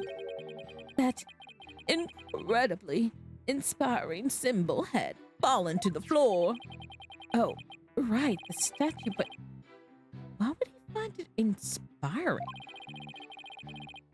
Why exactly did you find the statue inspiring?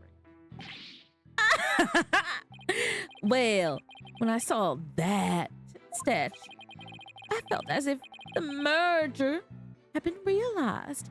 It was like a celebration of union between town and village, an inspiring symbol of goodwill. A broken statue next to a bloody corpse? Real inspiring. Well, Mr. Justice, do you consider his statement to be of any importance? Is it important? Very important. I believe that is to be extremely important. I request that it be added to the testimony. Statue had fallen to the floor. It was a token of goodwill celebrating the municipal merger. A token of goodwill. Are you referring to the fox and demon statue? Yes, the statue the alderman allegedly used to strike back at Mayor Tim. The mayor trampled down municipal goodwill only to be clobbered by its symbol. I'm the Joker, baby! Hi, Psycho Polly, how are you tonight? It's Quite ironic, don't you think? And that's when the symbol of goodwill was transformed into a symbol of conflict. So you see, I was there, but merely watching from behind the screen. This should be my last. I think I know what I need to press on. The mayor had been knocked out by a blow to the head. Could he have really opened the forbidden chamber in that state? Well, it did seem difficult, but he was all woozy and stumbled around as he opened it. It was such a heroic effort. I nearly started to cheer him on despite myself. Good, you? I'm doing pretty good. I think the mayor needed medical attention more than a cheerleader. You think he's telling the truth about being there in that room? Well, I believe he was there. Question is when did he enter? You mean, did he enter after Jinxie fled? Or was he there before the murder? If it's the latter, that would change everything. Right. If he was there before the murder, that would make him a suspect. But how do we go about proving that? Well, I guess we ask him about what happened there. Anyway, let's press him and see what kind of info we can extract from him. Let's cross our fingers that he says or reveals something incriminating. Why does everyone here but me know that quote? I posted the video in chat, Everett. It's a video. It's like an old video of a guy who was like pretending to be the Joker, and it went viral a long time ago. Let me see if I can refind it. Hold on. We'll just listen to the book turning ASMR. It's this video right here. If you click this video, that should be the video. It's like somebody like, I watched the video, but why is it famous? It's just the way he says, I'm the Joker, baby. Look how many views it's gotten, like 2.1 million. And then it's just like, people have like quoted it.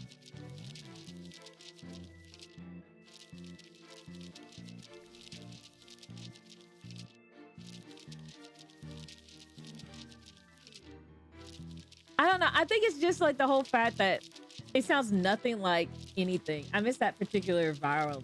You might have, yeah. Thank you for the hydrant head pat, Mr. Blob. I think it's just like I said, it's just some guy having fun pretending to be Joker, and like it's kind of far off, but I don't know, something about it does feel like a good Joker, you know?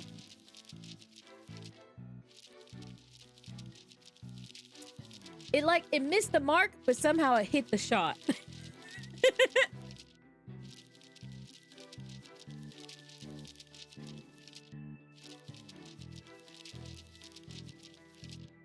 All right, okay, I didn't enter until after Jinxie heard the confession. I heard the mayor groan and hid behind the phone screen. What I saw there up close was absolutely horrifying. A statue had fallen to the floor as a token of goodwill, celebrating the municipal merger.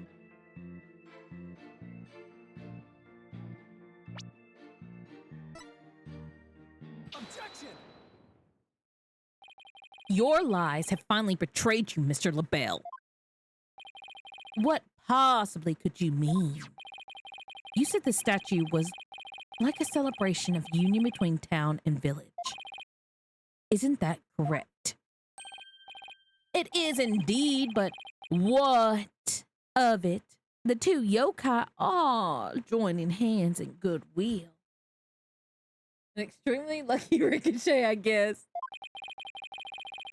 But if they were celebrating the municipal merger,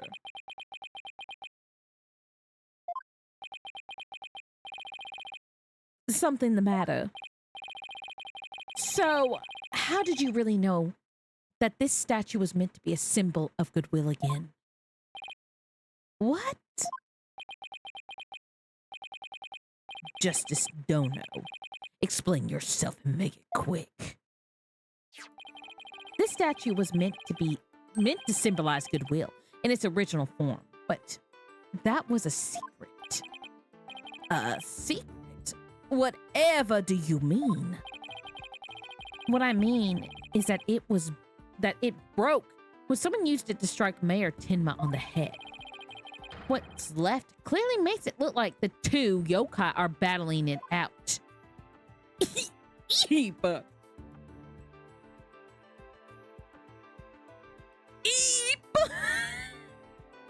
I don't know how to do a good eep for this man. The statue's secret and its true form were lost inside that locked room. For Miss Timma, it is the only living soul who should know what it looked like, what it once looked like. So, Mr. LaBelle, where could you have possibly seen the statue in its original form? What do you mean there? The only possible answer is this. You saw the statue in its original form. What did he say? What do you mean? What do you mean? Where? There he goes. Right there in the room where the alderman was murdered before it was broken.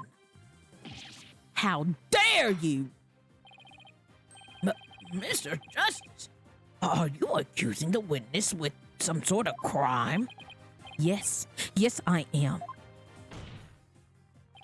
Florent LaBelle, I accuse you of the murder of Alderman Rex QB. Ah!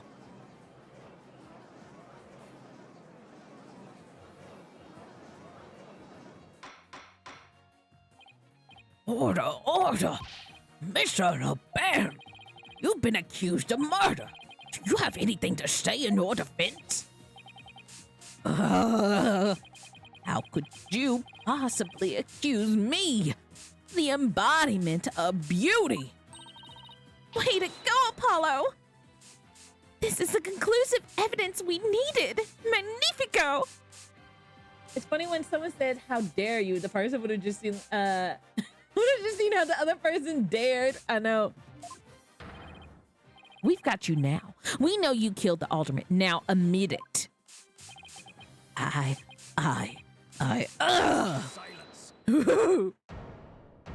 You cannot stop us. You know we're right. Enough of your silly games, Justice Stone. This prancing peacock could not possibly be the killer. Objection. What are you talking about? His alibi has already crumbled to dust. And I just proved that he was in the Fox chamber while it was still locked tight. Silence. Why could he have not seen the statue in its true form before the murder? After all, he was close friends with the alderman. Ergo. Yes, that's right. I clearly remember it now. Alderman QB told me about it. About what the statue actually looked like. I mean, he was a good friend of mine. Yeah, right. He wouldn't have showed, yeah, right. He wouldn't have showed you a secret gift just like that. Moreover, it's already been proven that he was not present at the scene of the crime. It has? Forgotten, have we? Recall the little scamp statement, if you will, when Jinxie Timma unlocked the Fox chamber. She saw the alderman and the mayor collapse therein, and no one else. Oh, dang it. The fact is that you two who made that it was you two who made that apparent in yesterday's court session. Thus, Florent LaBelle could not have possibly been in that locked room. No!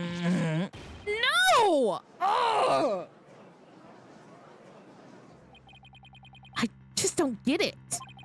How could Jinxie not have seen LaBelle? The proof is incontrovertible. Incontrovertible.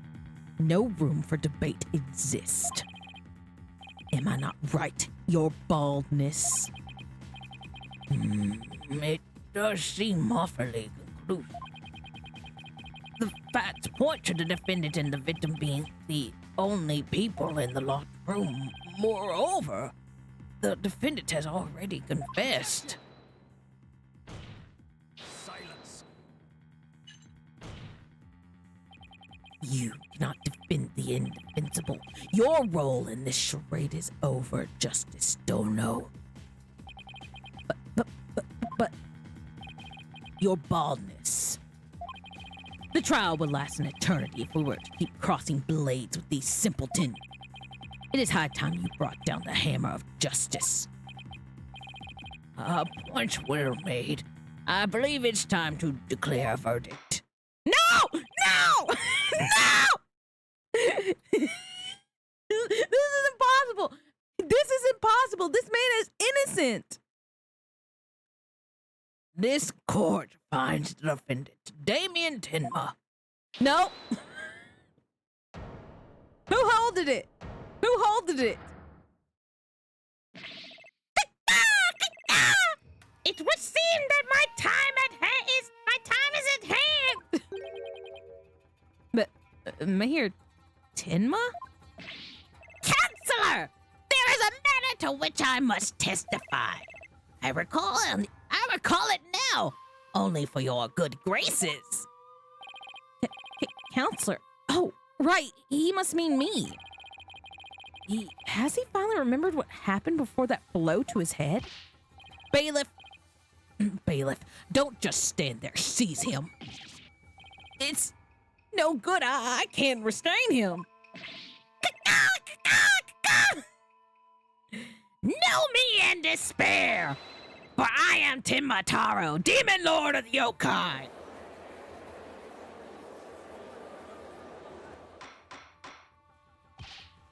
Mr. Justice, do something. Since when am I responsible for court security? Apollo, this is our chance. We might get some new information out of him. Your Honor, seeing as our client has something new to say, I believe due process demands that we hear him out, even if he is a yokai. When you put it that way. Still, I believe the testimony by a yokai is unprecedented in the legal world. Unprecedented and absurd.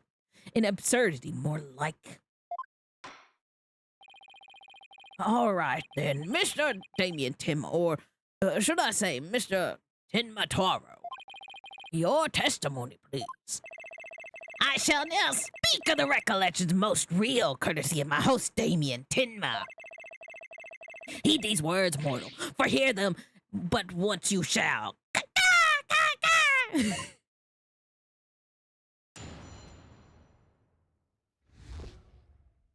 The ruler of demonkind. Barely conscious was Damien there amid the darkness. Suddenly, two yokai did appear. On one side, I, Tenma Taro, ruler of demonkind. On the other, my mortal enemy, the nine-tailed fox.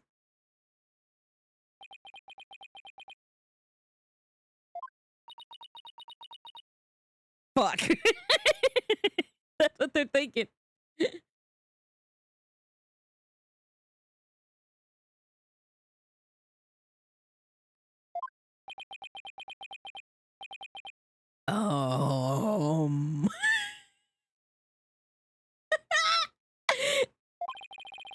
So, is the defendant asserting that the room he was in was very dark at the time?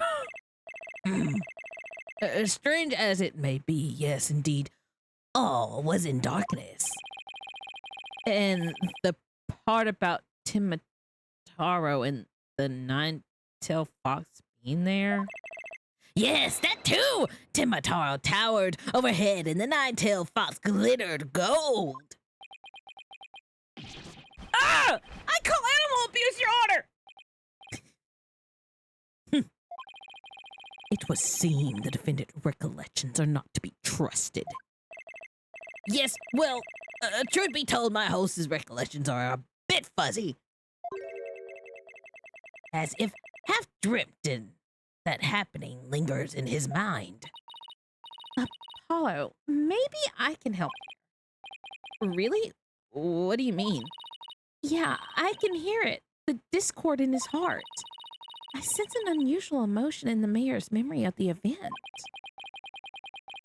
Oh, okay, I just hope our findings don't come back to haunt us again. Bailiff, season when you do, make sure off screen we can save money on your animation. Here we go.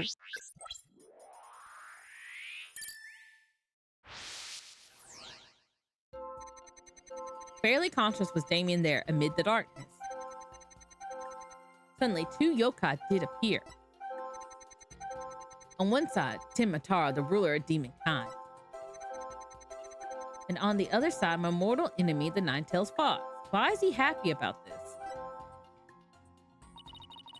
It sounds like the mayor saw the same thing as what's shown on that scroll. Opposite to the jury, are criminal cases supposed to have jury trial? Aren't our criminal cases supposed to have the jury trials now? I don't know.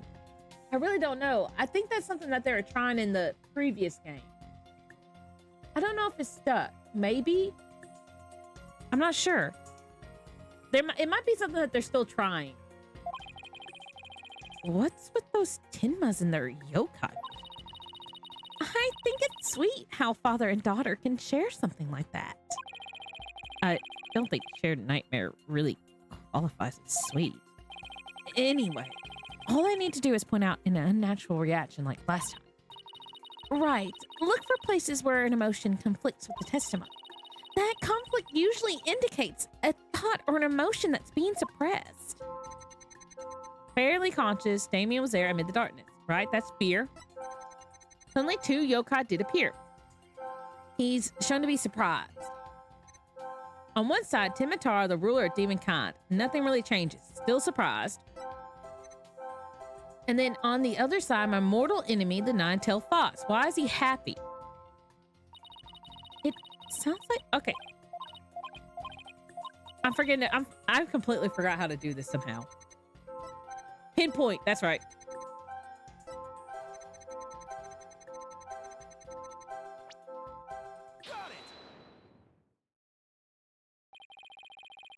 When the Nine-Tailed Fox appeared, you not only experienced shock and sadness, but also something like joy as well. Joy. Perhaps it was joy at the light coming to my eyes at long last. A long and terrible creaking did pierce the silence, and then there was light.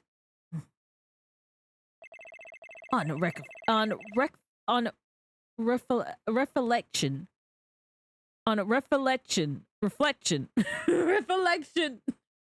It's reflection. On reflection, it was a door that did produce that infernal racket. A creaking door.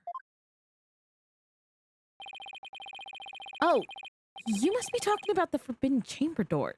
It does make a lot of noise. So, this means the Forbidden Chamber really was open. But what about the sudden light he described? I think I know. He mentioned darkness and Timataro towering overhead. Maybe the mayor really wasn't maybe the mayor wasn't really in the Fox Chamber at the time of the crime. Mr. Mayor, did the darkness that you were in happen to be here?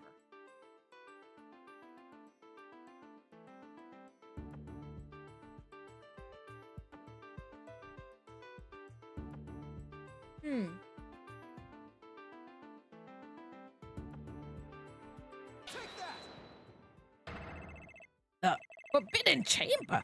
Was it not the Fox Chamber where the murder did occur? Yes, but it all makes sense if you were in the Forbidden Chamber. That terrible creaking sound was probably the Forbidden Chamber door opening. And the towering Timatara you saw, most likely the Forbidden Chamber statue. Why, yes! That would explain it. The darkness and the stats in the demon's grasp.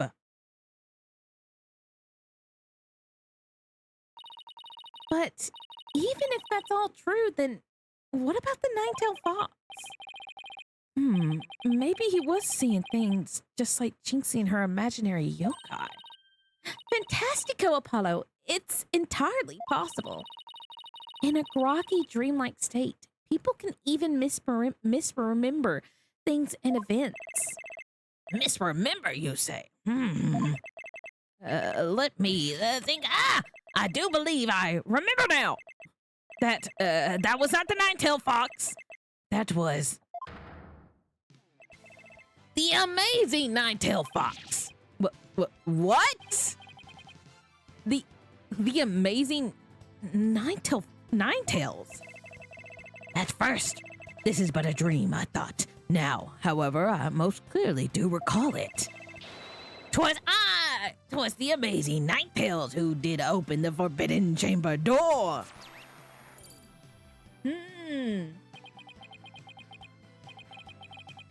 I'm sorry I asked.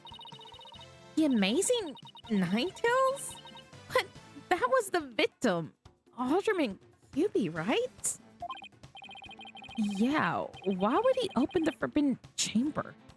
Wasn't he trying to keep it sealed?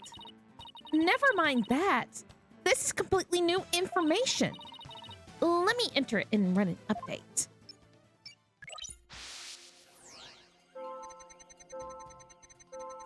Barely conscious, Damien was there in the forbidden chamber.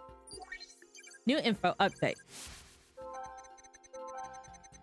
Amid the darkness, a mighty statue of Timatara loomed overhead. Suddenly the door opened and a shaft of light did pierce the gloom.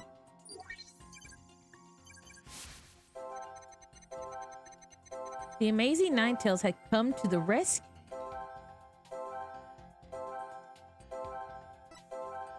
Why is he still afraid? What do you suppose the amazing Ninetales was up to? Good question. Could he have been trying to free the mayor from the forbidden chamber? But why help an enemy like that? Wasn't he opposed to the mayor's murder plan? Well, at least we know now why the room suddenly lit up. It must have been a huge relief for the mayor. I mean, just thinking about being trapped in that pitch black room freaks me out.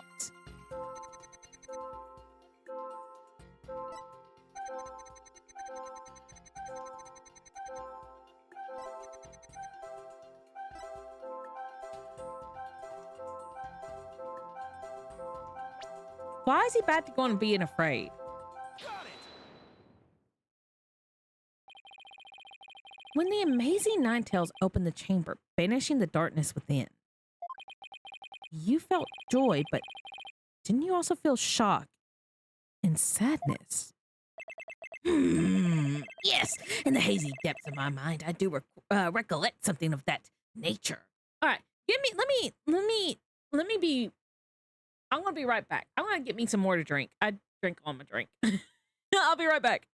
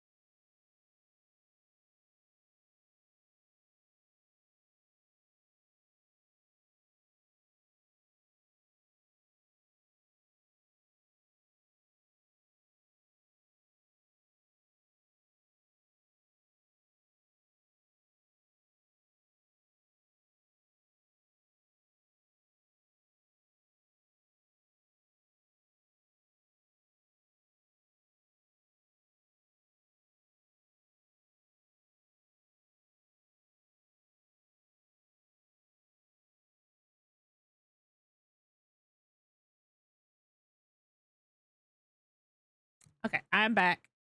Like I said, I was just ready to get me a drink. Okay. Let me make sure everything's back on. All right, that's back on. Okay, cool. Okay.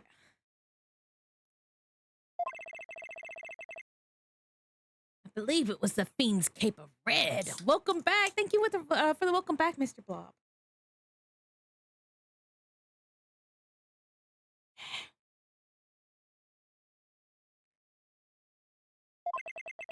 For when I did behold it, great wave of sadness did inexplicably wash over me.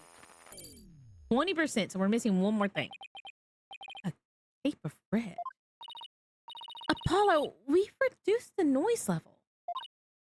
Oh, but there's still a little left. Mayor Tima, why were you sad when you saw the red cape?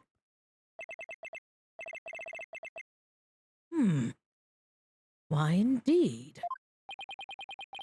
What could this mean? I guess his memories... I guess his memory is still a little spotty. I know because his latest recollection contradicts the evidence. Yeah, it's one of those contradictions that slaps you right across the face. Something this obvious could arise when someone is trying to force a fuzzy memory into definitive shapes. Apollo, I know what you have to do. You need to present evidence that contradicts the image you see. Oh, so it's basically as the same as usual cross-examination process. Okay, time to review the evidence. I'm not ready. Let me save. I'm not ready. I am not ready. As a yellow sponge would usually say that he's ready, I'm not that yellow sponge and I am not ready. Okay, it's time to review the evidence. Look out for contradiction. Look out, contradiction. Here comes justice. Barely conscious was Damien there in the forbidden chamber. And amid the darkness, a mighty statue of Tim Mataro loomed overhead. Suddenly, the door opened and a shaft of light could pierce the gloom. The amazing Ninetales had come to the rescue.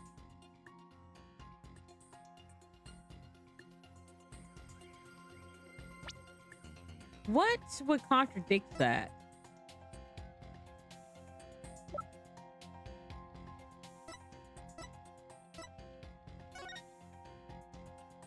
Oh. Objection! You said the amazing Ninetales cape was red. Are you sure about that? Yes, well, I do believe a red cape. I do believe it was a red cape I saw, but... Mayor Tenma, does this cape look red to you? Oh, it certainly does not look red. Not even scarlet or crimson either. Nevertheless, upon my liberation, something red did fill my as yet hazy field of view. And I thought to myself, the amazing Ninetales is arrayed in a cape of red.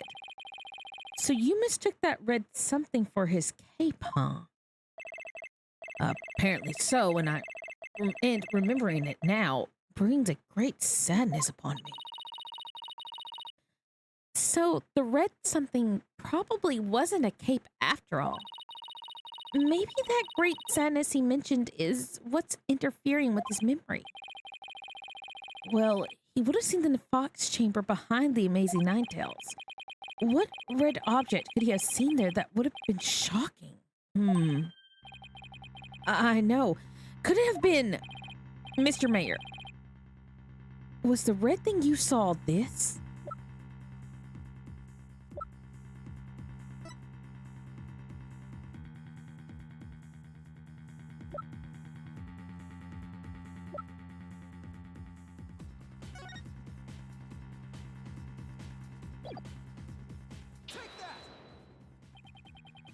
Something red that could produce a deep sadness.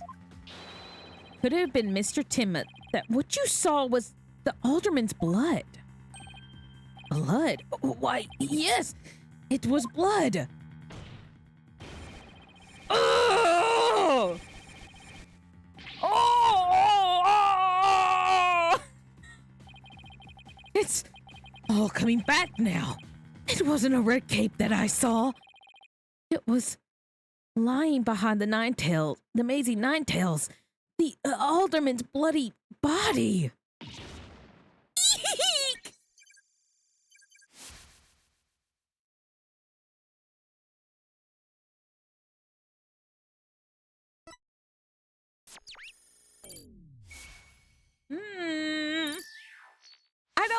I don't think what's his face is gonna be like, I don't want this testimony in here anymore. Black Quill, he's gonna be like, this is such bullshit. Let's be honest. Black Quill's pretty good about he's even more better about pointing out bullshit than like the previous prosecutors were. His noise level is down to 0. I think he remembered everything now.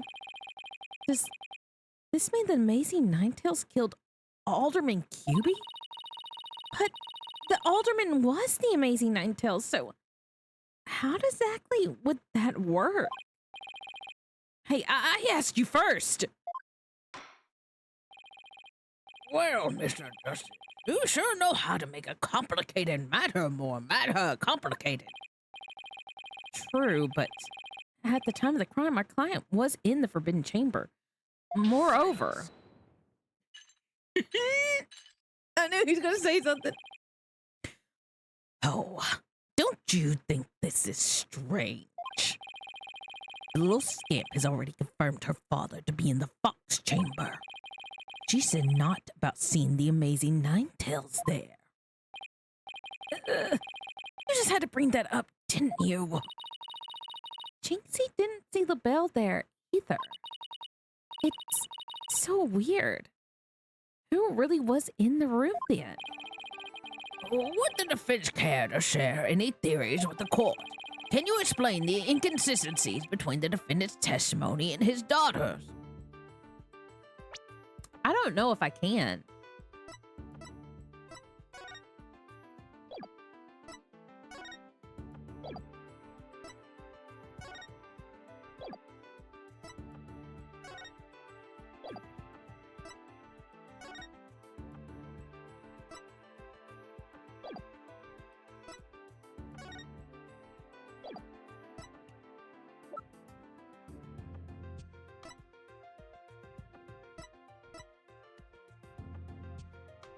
The victim had been in a drug-induced slumber.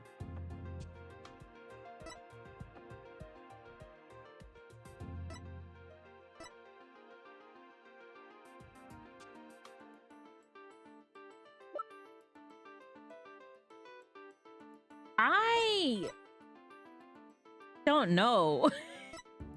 I don't think I can. I don't know if I can.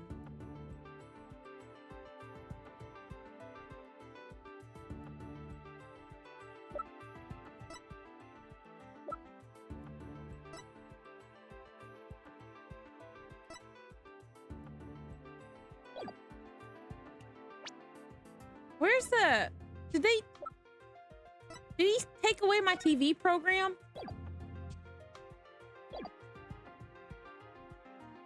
Can you explain the inconsistency between the defendant's testimony and his daughter's? You know what? I can't, but I'm gonna lie and say I can. Yes, of course I can explain it. Because if I don't, we're in serious trouble. Not with more of your bluffs and fairy tales, I trust. Fair warning, Justice Dono. I shall have your head if you fail to explain this. What about a good old-fashioned penalty? Well, Mr. Justice, let's see if you have a head worth keeping on your shoulders. First of all, Mr. LaBelle was definitely in the Fox Chamber while it was locked. We also know that Mayor Tenma was in the Forbidden Chamber based on his testimony. these two facts are crucial to my explanation. So let's consider the following question. If the fact points to Florent LaBelle, Sorry. if the facts point to Florent LaBelle and the victim being there at the scene, why did Jinxie Timma see the victim and her father, Mayor Timma? A very good question indeed, and I suppose you have an answer for us. Sadly, you would be supposing wrong. You think she could have mistaken LaBelle for the mayor? Well, if she did, then the question is why did she do that? Well, how about the explanation, Mr. Justice? I believe the time for questions is over. The defense asserts that Florent LaBelle was at the scene of the crime. However, Jinxie Timma testifies that she saw her father collapse there. If she has, in fact, misremembered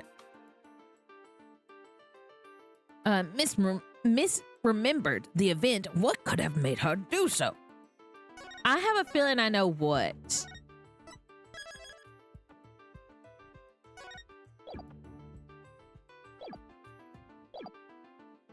LaBelle was disguised as Tinma. The figure Miss Tinma saw was not her father. It was Florent LaBelle disguised as Damien Tinma. Yes, get mad. I like how his bird's even shocked when he does that. That is a complete impossibility. Their faces are utterly unlike. How could you explain that away with a mere disguise? Yes, they do both have incredibly distinctive faces. Maybe the disguise completely hid his face? I think Jinxie would have mentioned if she couldn't see her father's face.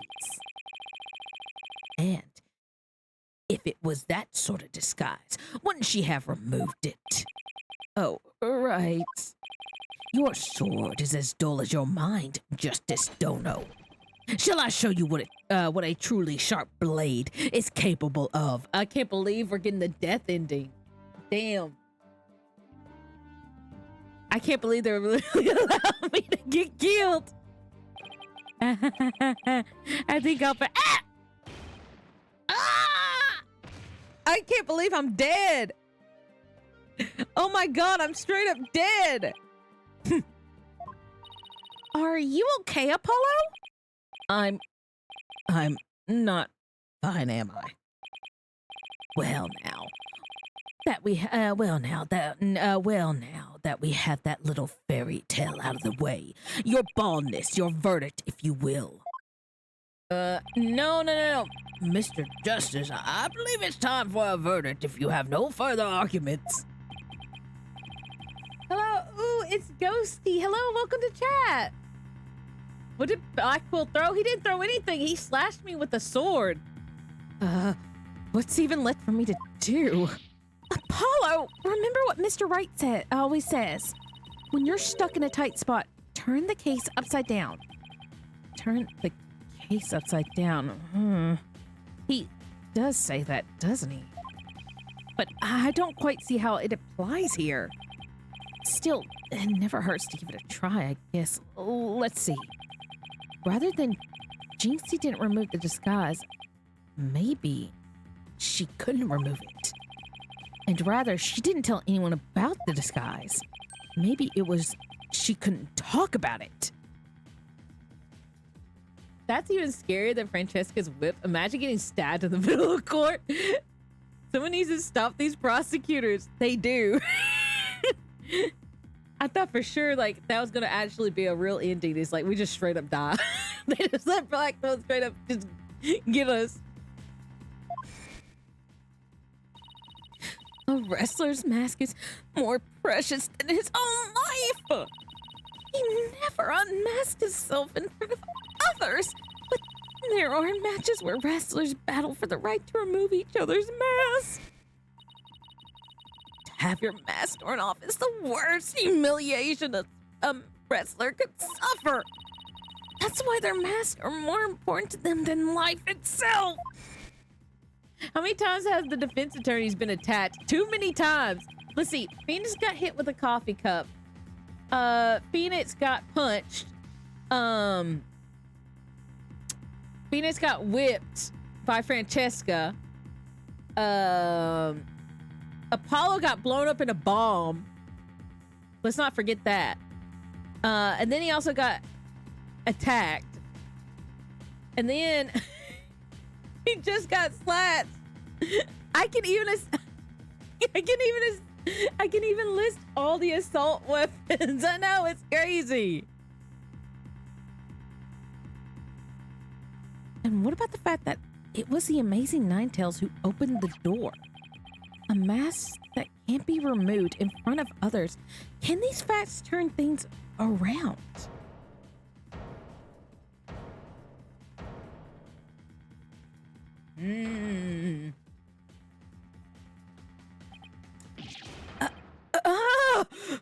We got it all backwards. Apollo? I think we might have made a huge mistake. Your boldness. I see no need to further indulge them in their silly little farce. The defense has no proof. They never did, and they never will. Then it seems I must announce my verdict. Okay, we got the wig, Phoenix. We got the wig, Phoenix. Got hit with whip, boiling hot coffee, a sword, bird, and a bomb. So that's fun. Yeah. I do have proof. Do you now? All right, but this better be good, Mr. Justice. We can solve the remaining riddles by turning all of our assumptions upside down. Why Jinxie Timma mistook Mr. LaBelle for her father. Why she couldn't remove the costume or tell anyone about it in the first place. These riddles are inextricably linked to Mayor Tenma's secret identity. A shocking secret that will turn the entire premise of this case upside down. This piece of evidence clearly reveals Mayor Tenma's secret identity. What absolute claptrap, pocketcock, balderdash. We thought that the alderman was the amazing Ninetales and the mayor was Tim Mataro. That's why we believe the mayor killed the alderman in his lust for the Ninetales veil. And it was the basis for the prosecution's entire case against our client. However, we got the whole thing backwards. Mayor Tenma wasn't Tenma Taro at all. He was the amazing Ninetales. What is this? What's this? You best explain yourself, Justice Dono. And from where you derived such a far-fetched conclusion. Jinxie no doubt knew the true identity of the amazing Ninetales, but she couldn't tell anyone no matter what. That's why she didn't say it was the amazing Ninetales she saw passed out. Even though, unbeknownst to her, it really was Brent LaBelle in disguise. The accused and that deceitful dandy are utterly dissimilar in physical build and voice. The little scamp would have seen the difference. Remember, Mr. LaBelle had his very own brand of cosmetics. Why couldn't he fake a different build too? And anyone speaking through a mask would naturally sound different. Silence. Why did she not simply pull the mask off? Objection. A masked wrestler's disguise is more precious than life itself.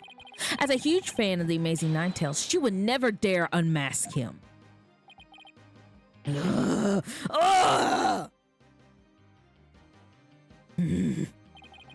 this case, a mistaken identity also explains the riddle of the locked room.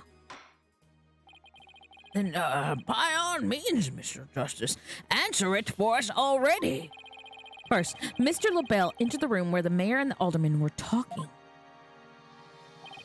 I suspect he brought with him a coffee laced with some sort of sedative. Once the alderman was out cold,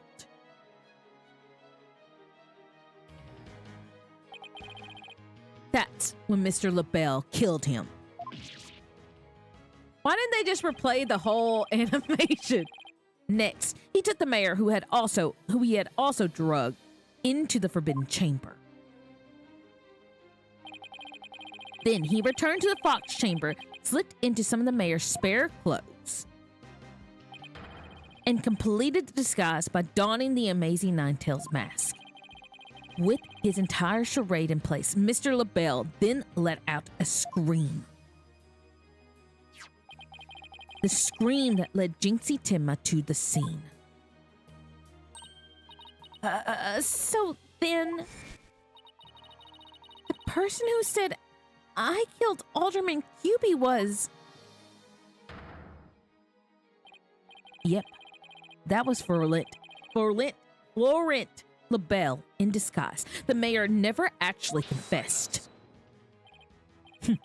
This is no more than guesswork and speculation. Now stop your jabbering it. Objection!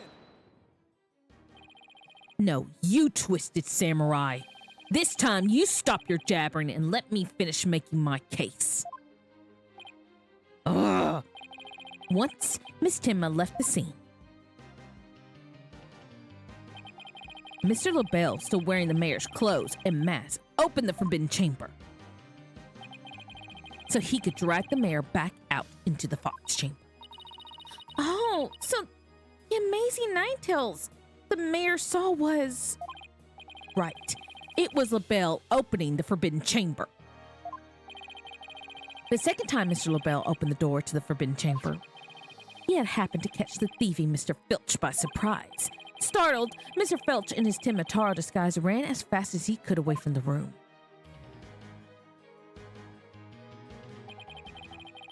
As he did, he left behind a trail of feathers and tracks and gave Miss Timma the scare of her life in the hallway. With no one left to witness the events that had occurred, Mr. LaBelle then proceeded to drag the sleeping mayor back into the fox chamber. I see. Well, that all certainly does make sense. Then, after dragging the mayor back into the fox chamber, Mr. LaBelle threw the mask out the window and fled the room. Silence. For this absurd theory to work, it requires the defendant to be the amazing Ninetales. However, he was the one pushing for the municipal merger. That such an individual could possibly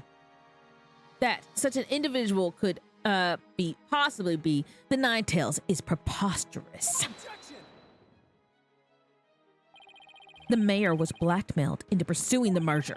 Miss Timma's life would have been in danger if he had openly voiced his opposition. That's why he created a secret identity as the amazing Ninetales. This is madness. No one could possibly hatch such an insane plot. No one except the killer as insane as his plot, and I say Florent LaBelle more than qualifies. Jesus. Okay, Apollo. Chill out a little. Foolish mortal, it is your own peril that you forget who I am. Mayor Timma, it's okay now. Jinxie will be safe just as soon as Mr. LaBelle is arrested. You are the amazing Ninetales, aren't you?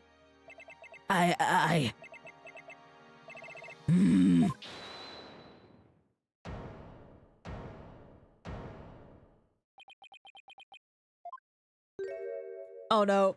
Oh no. You have quite the active imagination.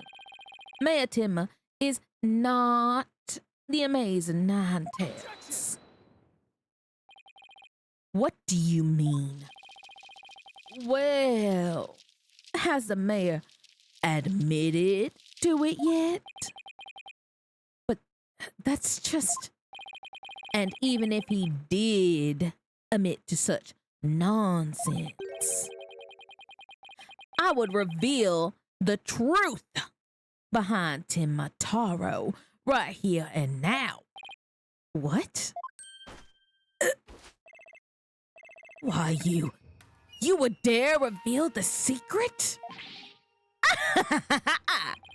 My good friend, the alderman, told me all about it. But it wouldn't be good to expose the truth. What with the superstitions now, would it? The truth behind Timataro, what's he talking about? So go ahead and say it. Say, I am the amazing Ninetales. I dare you. Ugh. Objection! Wait. Will somebody please explain what's going on here? Mayor Timma will do anything to keep the truth behind Timataro a secret. A dark, terrible truth that has been kept secret by village superstitions. And if the mayor admits to being the amazing Ninetales, will you expose the truth? Right, I won't have him walking free because of some nonsense you made up. So what now, Justice Dono? Without the mayor's admission, your theory is as useless as you are in battle. Okay, wow, damn. All right, okay. I think I'm just gonna leave the courtroom after that. That one kind of hurt. I'll show you who's useless. Apollo, don't you dare give up now. I know. Your Honor, I believe Mr. LaBelle's statements warrant a thorough cross-examination. After all, the true identity of the Amazing Ninetales is a cornerstone of this case. You do have a point there. Please answer this court, Mr. LaBelle. Is the defendant the Amazing Ninetales or not? One statement. You only get one shot.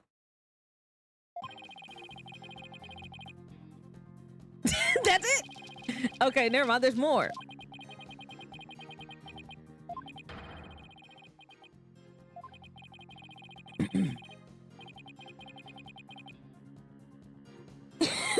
Okay. Hold it. So this is all. I thought he was repeating what he just said. He kind of is. The Amazing Ninetales' true identity is not Mayor Tim. The mayor would never admit to such utter nonsense. But if he did admit to such nonsense, I will expose the truth behind Timataro. And that would bring ruin upon Ninetales Vale, just as the superstitions say. There we go. Talk about out of the pot and into the fire. At this rate, the mayor will be found guilty for sure. Honestly speaking, if Mayor Damien Timmer is not the Amazing Ninetales, I'm afraid I don't see how the defense has much of a case here. And let's just leave it at that, shall we? We all know Alderman QB was the Amazing Ninetales anyway. I mean, that's how the Ninetales Vale made us come back. The Alderman was so popular. There's gotta be a hole in that testimony somewhere, but I don't even know where to start. Since we don't have any proof that the mayor is the Amazing Ninetales, then we'll just have to get him to admit it himself. But if he admits it, LaBelle's going to expose the secret behind Timataro. Ugh, we are so close. I know it.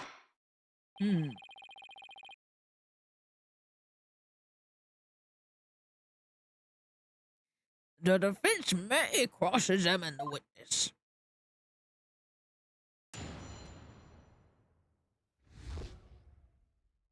Okay, here we go.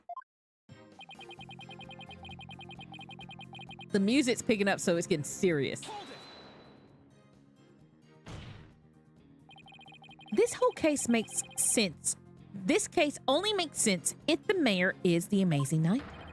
I know you used his mask to create this illusion of a locked room murder. Nothing more than idle speculation. You've no evidence now, have you? Objection. Mr. LaBelle knows what this statue originally looked like. That means he had been in the Fox chamber while it was still locked tight. Sorry, but I heard about the statue from Alderman Cuby. If you don't believe me, just ask him. Oh, but what's that? The alderman's dead. Looks like the joke's on you, my sweaty little friend. Apollo! You mind if I wring his neck? Oh, wait in line, because I'm going first. Timpa. Anyway.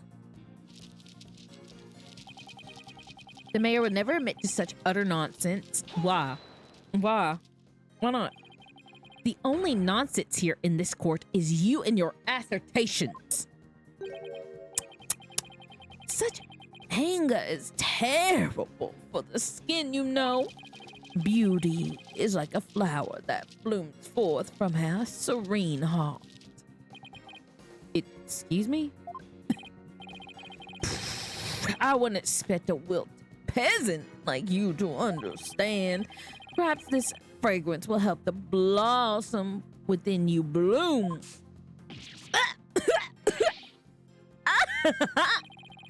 You like that, did you?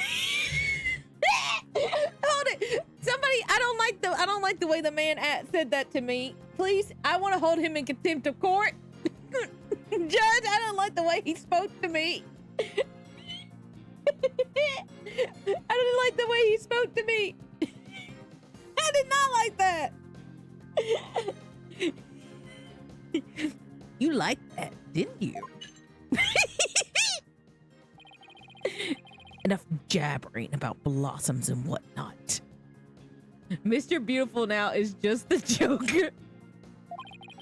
Get on with your testimony before I slice you into a bouquet of cut flowers.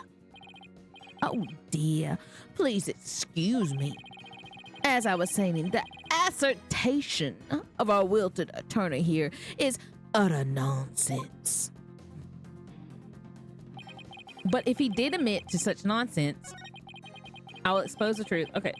Can I press? I'm going to press on it. But if he did, I'm going to say, okay, but what if? What if?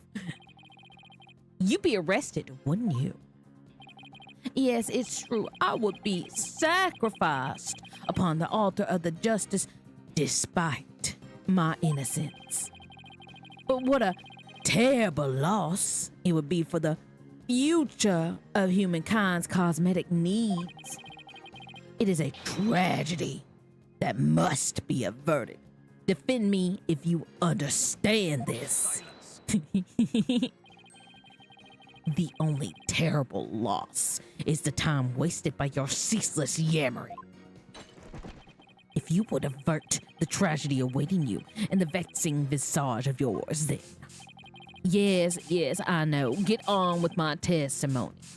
Anyhow, suffice to say, should the mayor admit to the defense's nonsense, I'll make good on my threat. Now, expose the truth behind Tim Mataro. Okay, what is the truth? Just go ahead and expose it. How did you learn of this so-called truth behind Tim Mataro? Alderman Cuby told me all about it. The secret of the Forbidden Chamber and the truth behind Tim Mataro. Why would he share his secrets like that with you, Mr. LaBelle? Because of the alderman's wife. I was looking after her while she was hospitalized. He appreciated it so much, he shared the secrets with me. Wait, did he threatened the alderman in addition to the mayor? Don't tell me that's how he learned how to open the forbidden chamber. Needless to say, I'm not above revealing the truth behind Timataro. And that will bring ruin upon Ninetails Vale, just as the superstitions say. What do you mean? Do not gaze upon Timataro. Do not tell others if you see him. Isn't that what the village superstitions say? Exactly. Telling others what Timataro looks like would reveal the truth. That's why the superstitions were written down in the first place. And ruin coming to the village if you free him. Is that a warning not to expose the truth? Bingo. And the truth is, Timataro is a great, greed-inspiring fortune. And that's why the whole battle over Ninetails Vale is all about. Timataro is a great fortune. Come to think of it. Only that is the greatest rich quick chance in the universe. Grandpappy told me all about it. Said there's some amazing treasure in there. Could Timataro actually be the Forbidden Chamber's treasure? Telling the villagers that Timataro is a terrifying yokai is what scared them away from the Forbidden Chamber and the treasure within. That's how the treasure has been kept secret all this time. Well. It seems our ace attorney here has uncovered the truth that must not be revealed. Mayor, Tima looks like he wants to keep the truth hidden as much as I do. Tragedy is doomed to repeat itself as long as Timataro exists. That's why the secret must be protected. As long as Timataro exists, Tom. Mr. LaBelle, please add that statement to your testimony. Tragedy is doomed to repeat as long as Timataro exists. So in other words, tragedy wouldn't occur at all if there was no Timataro. Yes, I suppose so, but that's wishful. This is LaBelle. Yes, you don't say. As long as Timataro exists, Tom, how's the mayor supposed to admit to his secret identity now? Well, we had to find a way to make him say it or our entire case unravels. There must be a hole in LaBelle's testimony somewhere. Okay, I'm gonna save. Because there's two options I feel like I can put things on. But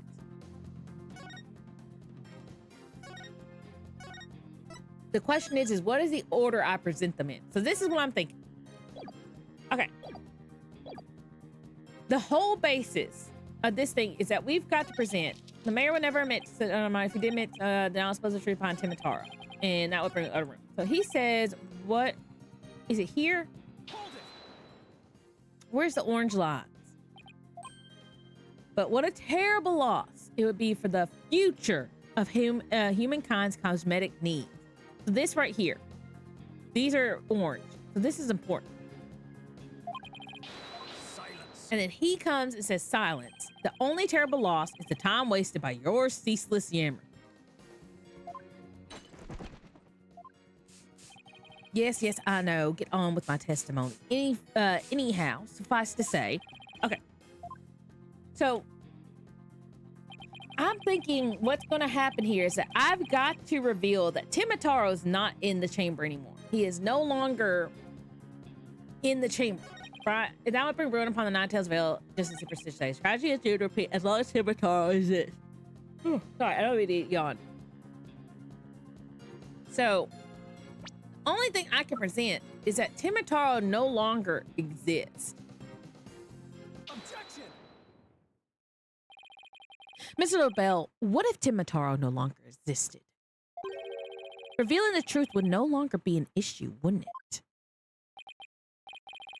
If Timitaro no longer existed,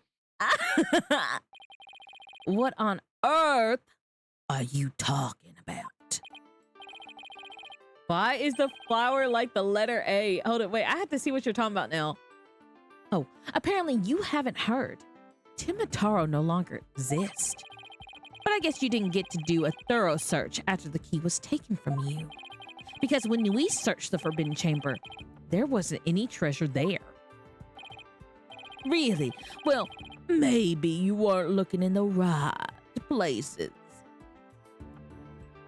Why is a flower like the letter A? Is this a joke now? Wait, why is a flower like the letter A? Wait, what do you mean? Is a flower like the letter A? Because a B goes after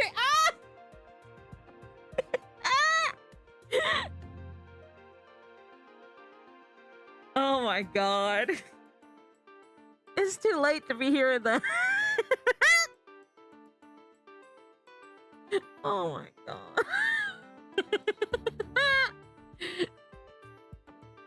That's a baby. It's getting close.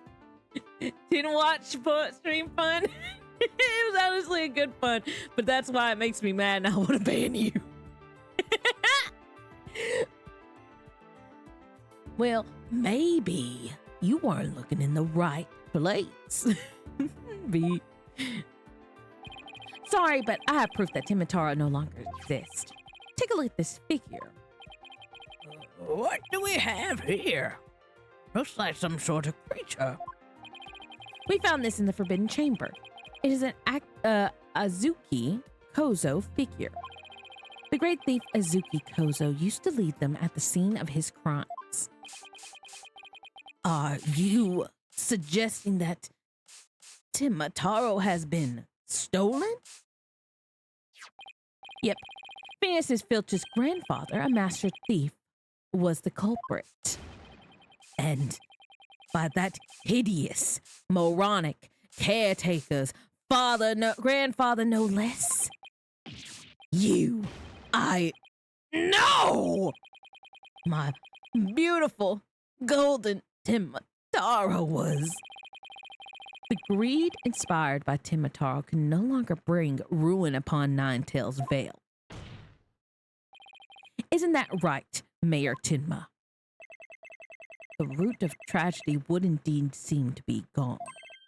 In fact, now I recall the alderman revealing the secret to me on the day of our meeting. He must have been speaking of Timitaro, for he said to me, the gold ingot was gone. The gold ingot? You mean the treasure that Timitaro... You mean the treasure that is Timitaro's true form? Recall, if you will, the scroll in the Forbidden Chamber. Timitaro is a yellowish object shown there. A giant gold ingot that my nomadic ancestors bestowed upon Ninetail's Vale. Huh. Oh my fucking god. It's all full circle. In return for that gold, my ancestors did receive from Ninetail's Vale land that would become Tinma Town. But Drive, the villagers mad with greed, did that great fortune. Bitter, their greed-fueled battle, it was as if they were possessed. My ancestors' gold became a curse upon their village. A curse of ruin. Thus, it was that yokai Timitaro came to be. So, Timitaro and the villagers' superstitions were merely fairy tales to scare people away. Fairy tales or not, Timitaro made quite a mess of things. Yes, indeed, for there is no greater monster than the mortal man's lust for gold. Oh, thank you for the hydrate and head pat, Mr. Blob. Well, you know what they say. The love of money is the root of all evil. My ancestors did bring a terrible thing here to Ninetales Vale. A terrible, so terrible, a thing so terrible, so terrible that was terrible to be terrible. A thing so terrible that Timataro, a monster just as terrible, had to be created to keep it secret.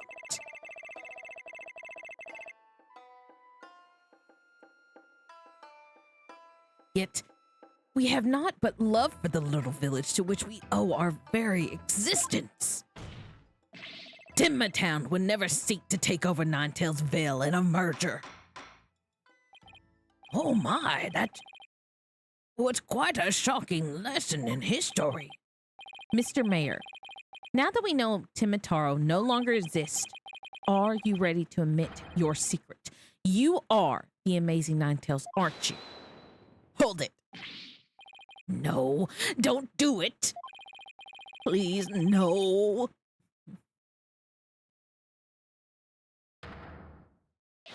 Be gone, you demented demon! Now, where was I?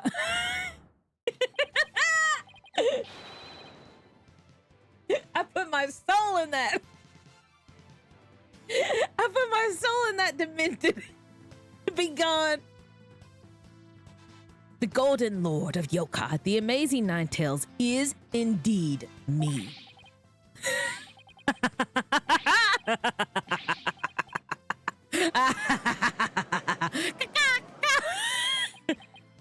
And that means Jinxie. Yes. The man wearing the mayor's clothes you saw collapse in the fox chamber. Was he wearing the Amazing Ninetales mask? Uh-huh. That's what made me think it was Papa.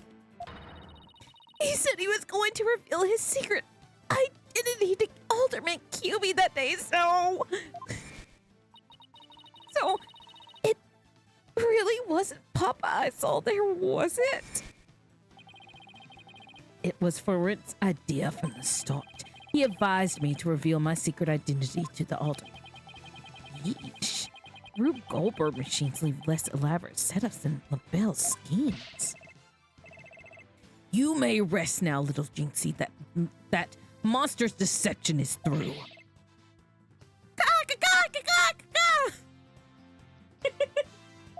I can't caw that well. The true facts behind this case have finally come to light. Mayor Timma did not kill Alderman QB. But for it, LaBelle did. How dare you, peasant! No! Silence.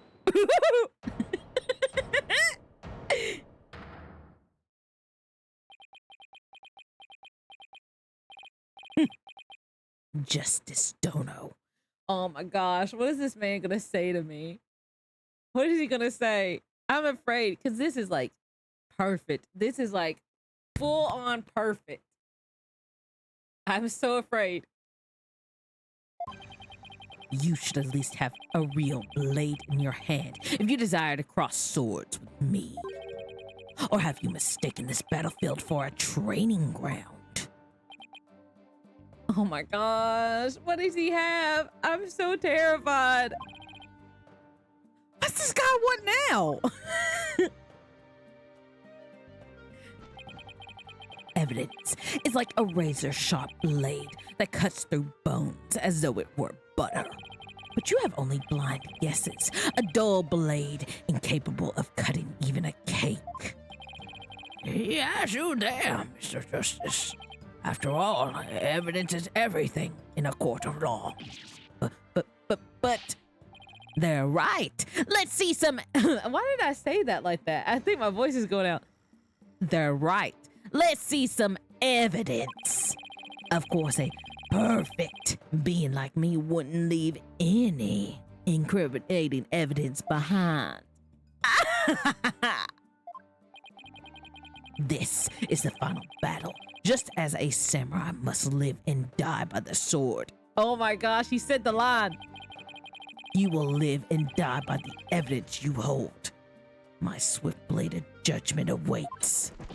Now present your conclusive evidence, or don't you have any? I don't know if I have any, but I'm gonna save. I don't know. Maybe present your save file. Black Quill?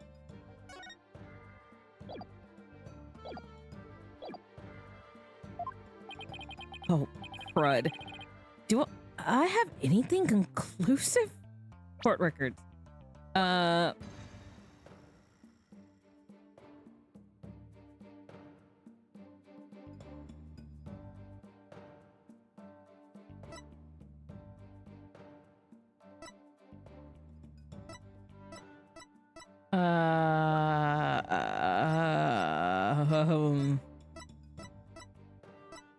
My badge. Y'all, I think I'm cooked. I don't think I have anything conclusive. Nope. Of course I do.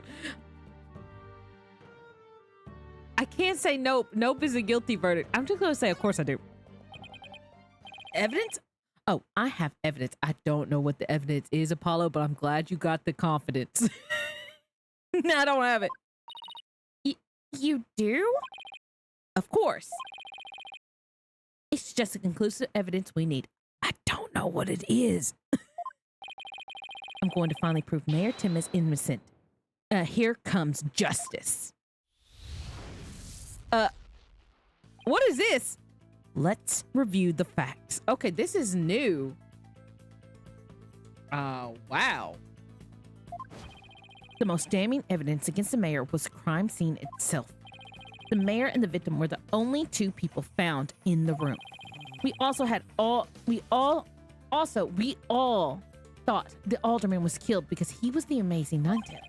But as we know now, of course, we were way off. New mechanics. The Amazing Nine-Tails is really Mayor Damien Tinman. That's why when his daughter Jinxie saw the Amazing Nine-Tails collapse at the scene, she mistook him for her father. Those are the facts as we have revealed. However, Mr. LaBelle asserts that he did not leave any evidence at the scene of the crime, but he didn't say anything about evidence outside of the scene of the crime. Maybe he isn't as clever as he thinks he is. Does any of the evidence found outside the crime scene prove any clues? This. The clue inside the mask. Oh, I know. The Amazing Nine-Tails mask was found washed up along the river. Revisualization. What sort of clue does that mask hold? A patch of golden fur, white hair. White hair in the mask. And what about the hair left in the mask? Who does it belong to? Oh my gosh. The white hair is LaBelle's. Oh, that's right. The hair is Florence LaBelle's. This is so cool. Yes. Now that's what I call conclusive evidence.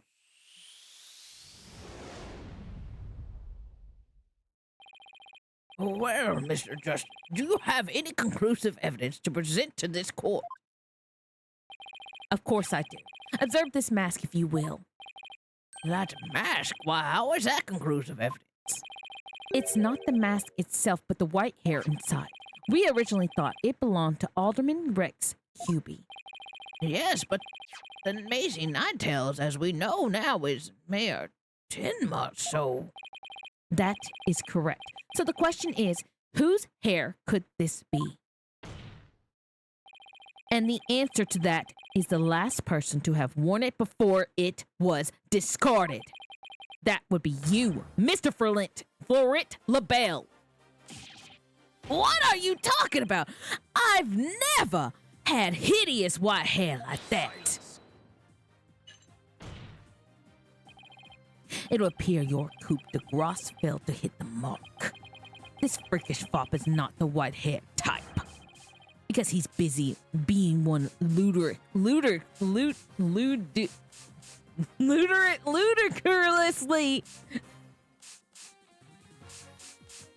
I'll take a look at that email right now, Everett. It's not because I'm trying to avoid this. Ludicrously.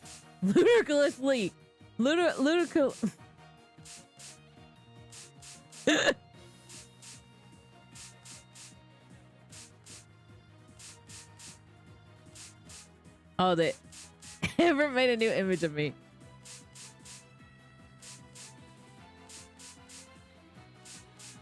Apparently there is Joker Lee, and here you go. I'll replace the me with that. Okay, ludicrously. Oh my gosh. I know the word. Why won't my mouth make the sound? It's ludicrous. I know that word. I know that word because of the rapper. Ludicrous. Now why can't I add an ly?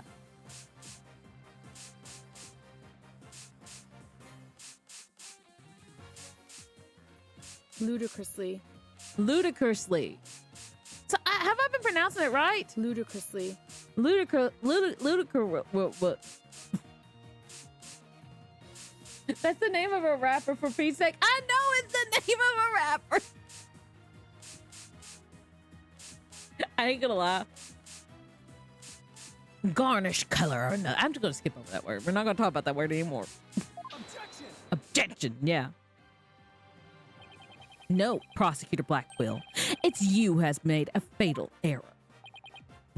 What? Remember where this mask was found? It washed up by the side of the river. With that in mind, the last piece of evidence will solve all of the remaining riddles.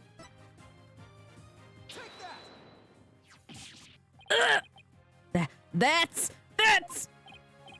What is that? This is Mr. LaBelle's own private brand of hair color. It washes out with just water.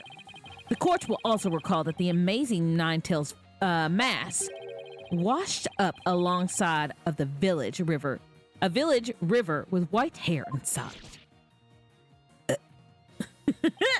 What's this? Are you saying that Preening Peacock's hair color is? That's exactly what I'm saying. Mr. LaBelle's hair color is a freaky work of fiction. But thanks to the river flowing through the Ninetales Vale, we now have the real-life expose. Ugh! The white hair in this mask is conclusive evidence proving that you're the real killer. A DNA test is all we need to prove it, and we both know we'll get a match. Admit it. Britt LaBelle, you were the one who killed Alderman Rex QB. You peasant! How dare you! My profane beauty, I'm gonna exterminate you! Okay, I don't like this! I don't like this! I don't like this! Why is he acting like that? This is like a scene out of like one of the early 2000 horror games. I don't think he's alive. What? Art.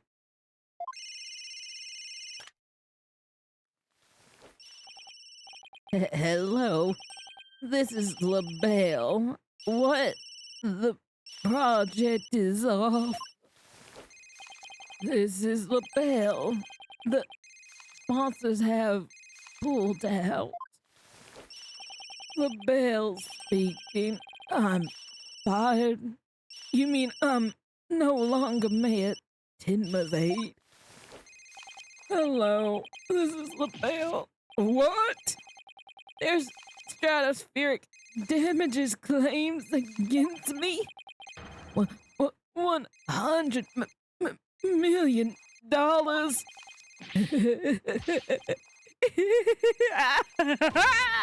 I'm finished. Washed up. Stick a fork in me. I'm done.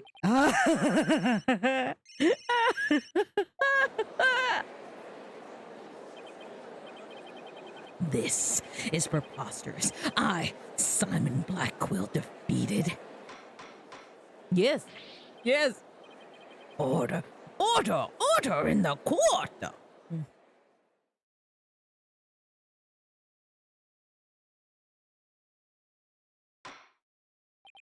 Well, this is quite the unexpected outcome. I must hand it to you, Mr. Justice. You really turned this case on your head, just like that other lawyer, Phoenix Wright. Wait, that was a compliment, right?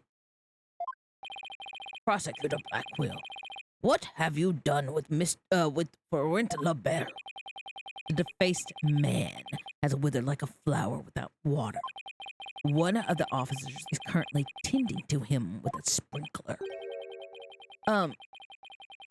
Wouldn't that just wash even more of his makeup off? Allow me to explain the actions of the guilty party in detail. The motive, of course, was to steal the gold ingot known as Tinmataro. However, a few are allowed into the manor due to its cultural ties to Nine Tails Vale. LaBelle set in motion plans to gain access to the manor and the gold within the merger. But the efforts of the amazing Nine Tails saw those plans come to a halt. And thus LaBelle murdered the alderman and attempted to pin the blame on Mayor Tinma. I see, but what I can't still comprehend is, why would he go after the gold in the first place? Mr. LaBelle doesn't look like someone who is in need of financial aid. LaBelle hid his past well, much like he hid his beauty with makeup. He's mired in debt due to pouring money into a brand only he could love, which is why he sought the gold with such veracity. Too bad for him. Someone else had gotten to it first anyway. I see. Very well, then. I believe it's time to declare a verdict. This court finds the defendant, Damien Tinma, Not guilty!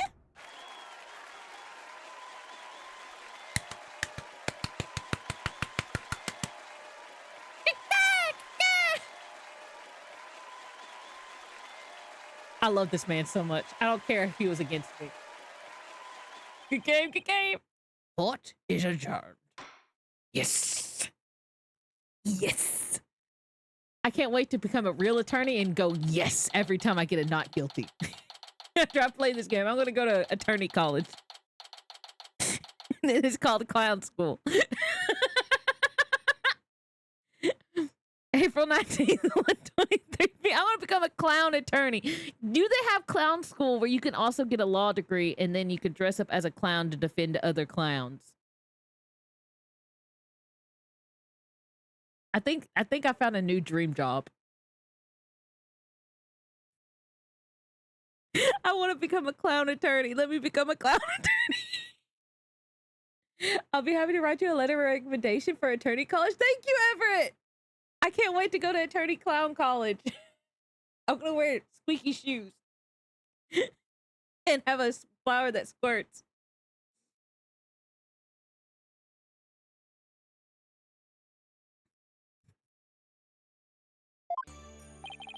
That was some serious good luring, Apollo. Even I didn't see that coming. I just got lucky, I guess. You banished Timataro from Nine Tails Vale like you're some kind of exorcist. There's still one thing I don't understand. How come Mr. LaBelle didn't kill Mayor Tinma too? He could have set it up so that the mayor murdered the alderman, then died from a counterattack. That would have removed at least one possible fly from the ointment. I was wondering about that too, but I have a hunch LaBelle was biding his time. He's planning on exposing the Amazing Nine Tails' true identity himself. Huh? But why? I just did a gift for search for lawyer clown. Oh man, I bet there's not a lawyer clown. I'll have to be the first. Because the mayor was the Amazing Nine Tails. Had LaBelle succeeded in framing Mayor Tinma for the alderman's murder, the wrestler's popularity would have plummeted once his identity was revealed. Oh, I get it. If the Amazing Nine Tails was just killed, he'd die a hero, but if he was proved a villain, his fans would abandon him, making the merger that much easier. Right. And then when the merger was complete and everything cooled down, he'll be able to search the Forbidden Chamber at his leisure. What an insanely intricate plot. A most excellent job clearing my name. A feat worthy of the Demon Lord's approval. And half of them were just this game. Why are you acting like Timataro again? Let this be of no concern to you. How can it not concern me? Timataro, be gone! Gah! Jinxie, seems like ages since I've laid eyes on you. Papa, you're finally back! Yes, it would seem Timataro is no match for you. I'm not scared of that silly yokai anymore. Your father's a free man now, Jinxie. Isn't that great? Thank you for all you've done. Seeing you guys in action, it made me feel like I don't have to be afraid anymore. Wait, Jinxie is actually smiling? This is all thanks to you two. Too bad the Amazing Ninetales will have to retire, though. Oh, how come? Once everyone hears I'm the Amazing Ninetales, my fan base will nosedive. After all, I'm not the most popular people. Another reason for my secret identity. I don't see how I could possibly continue. I think you've misjudged yourself. Take a look outside. Say, now that you mention it, what's all that noise out there? A big crowd gathered outside the courthouse once news broke. Seems they wanted to get a glimpse of Mayor Damien Timma, the man behind the mask, and to root for your return to the wrestling ring. Rooting for me, but I thought I was nothing more than a malefactor in their eyes. The only one who really matters is Jinxie. Show her how cool you really are. Yeah, you're the coolest when you're out there finding the ring, Papa. Jinxie. Here, I think you'll be needing this. Thank you. Now, if you would excuse me. I don't want to keep my fans waiting. Yeah! Yeah! Put the mask on!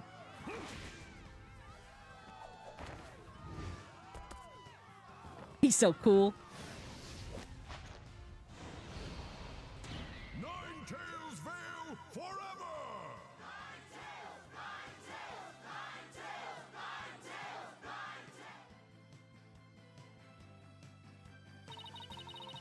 I sure hope they can settle the problems between Timatown and Ninetales Vale.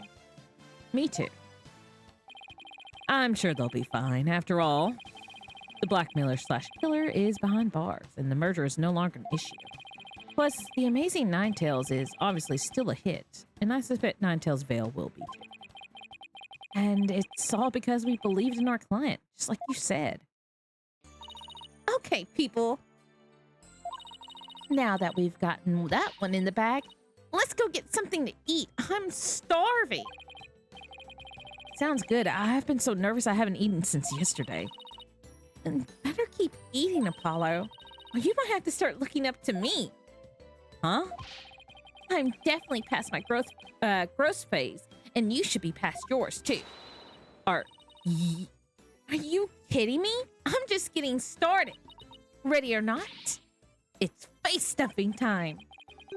Keep it like that, and the only direction you'll grow is sideways. Jesus Christ, Apollo. Very funny. But I've got a hollow leg. I can eat as much as I want without gaining an ounce. What? Really? Well, I can't wait to see this. Calories? Huh. Just let them try to stick on to me. All right. You two, let's get going before the old man closes shop. El Dune's Noodle isn't an all-night stand. I'm with Mr. Wright. Let's go. I've been wanting to have a bowl from there ever since Mr. Wright told me about them. Well, what are we waiting for?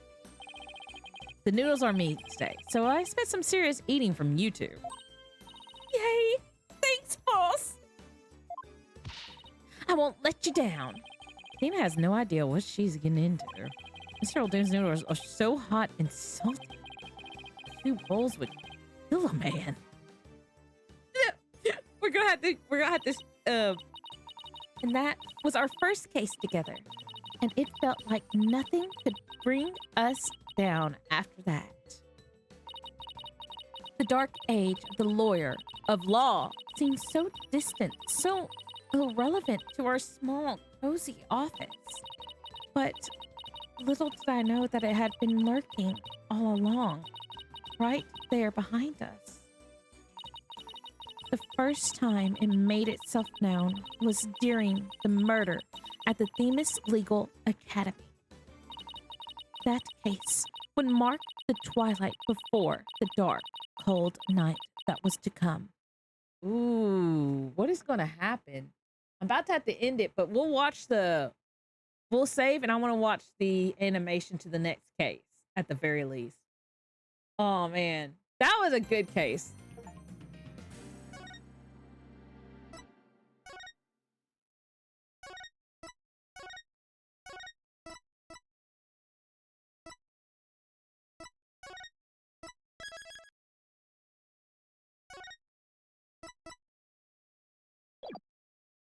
Yes, let's see what happens in the next episode. How many more chapters are in this game? I'm not sure. Themis Legal Academy, Ooh. a prestigious high school with alumni in the highest echelons of the legal world.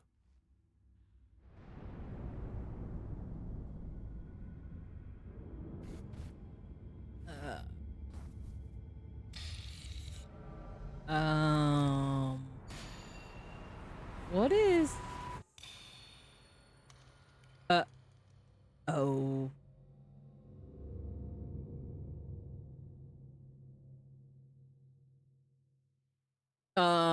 Children? What the fuck did y'all do? October 24th, 1:25 p.m. Themis Legal Academy. Oh no, I'm gonna be late.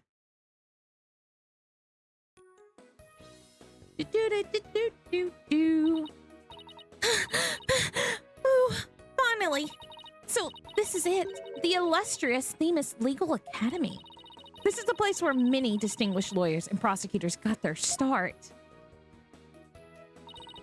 When news spread that Mr. Wright had gotten his attorney's badge back, he received a call from the school asking him to pay a visit. Mr. Wright brought us along, hoping we learned something from the experience, but no, I had to go and blow it by getting here 30 minutes late. At least it's not all business today. After all, today's their school festival. We didn't have uniforms at my school. Also, why do law students look like they're 16 years old? Well, it is a high school. Justice Diner, mock trial, school festival, capable curry, art exhibit, waiting room, live. October 129, first floor hallway, Themis Legal Academy.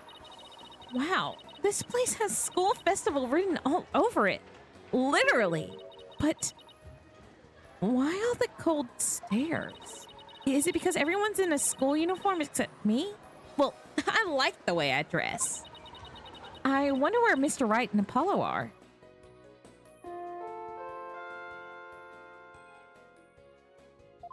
Your attention, please. This is an announcement from the mock trial committee.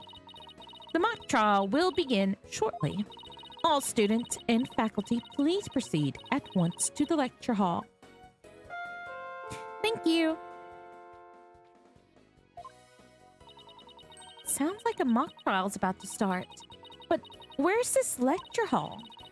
Looks like all the student and faculty are heading that way. Might as well join them. Maybe I'll find Mr. Wright and Apollo there. We would have been mortified if our hallways looked like this. Well, it is a high school.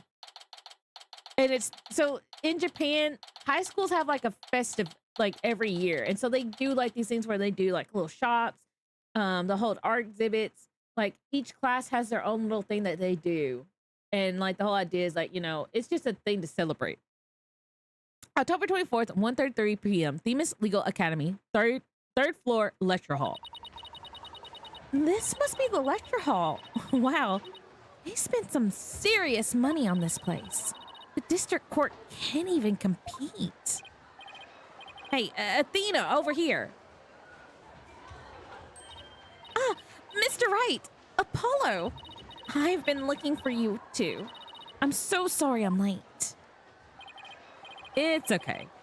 Sorry we couldn't wait for you, but we didn't want to be late for our meeting. Lucky for you, the person we're supposed to be meeting also supposed to be running late.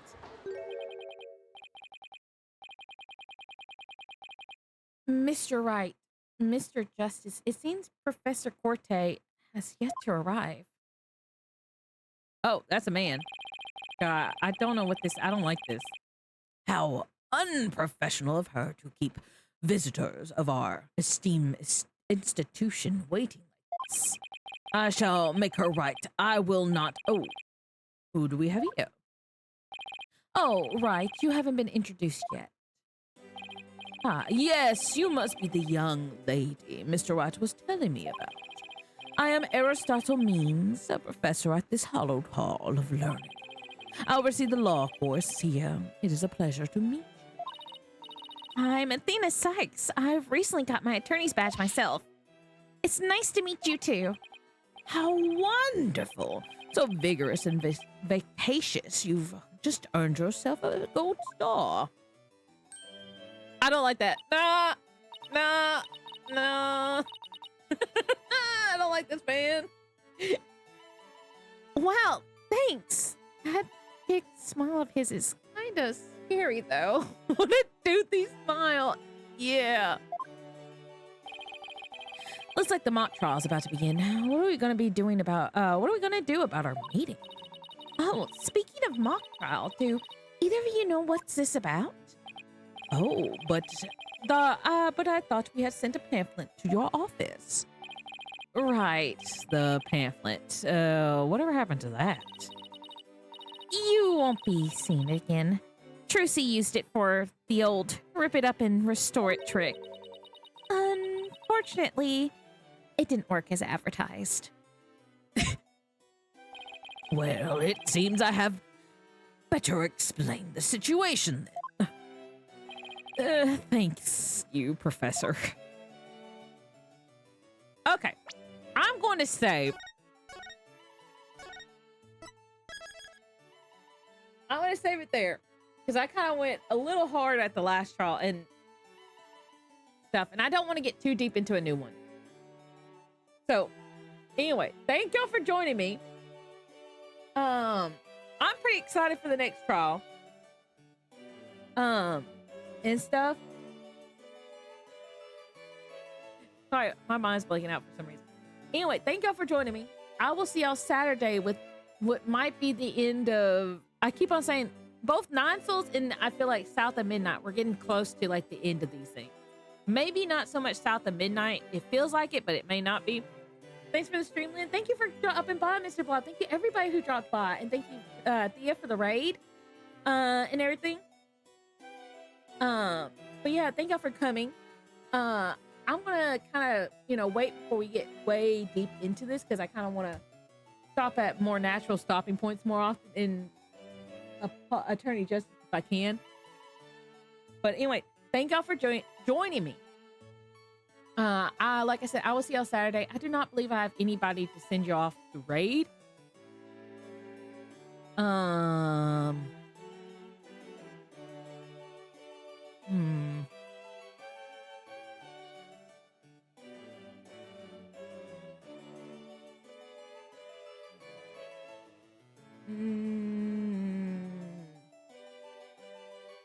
Not really. So I'm going to send y'all off into the ether and the void of the night. Thank y'all for joining me. I hope y'all have a wonderful, wonderful... I forgot I had the Joker me up. I completely forgot about that. Anyway, thank y'all for joining me. I'm going to send y'all into the ether and the void of the night. And I will see y'all Saturday. Good night, everybody. I hope y'all have a wonderful, wonderful, wonderful start to your weekend. And bye-bye.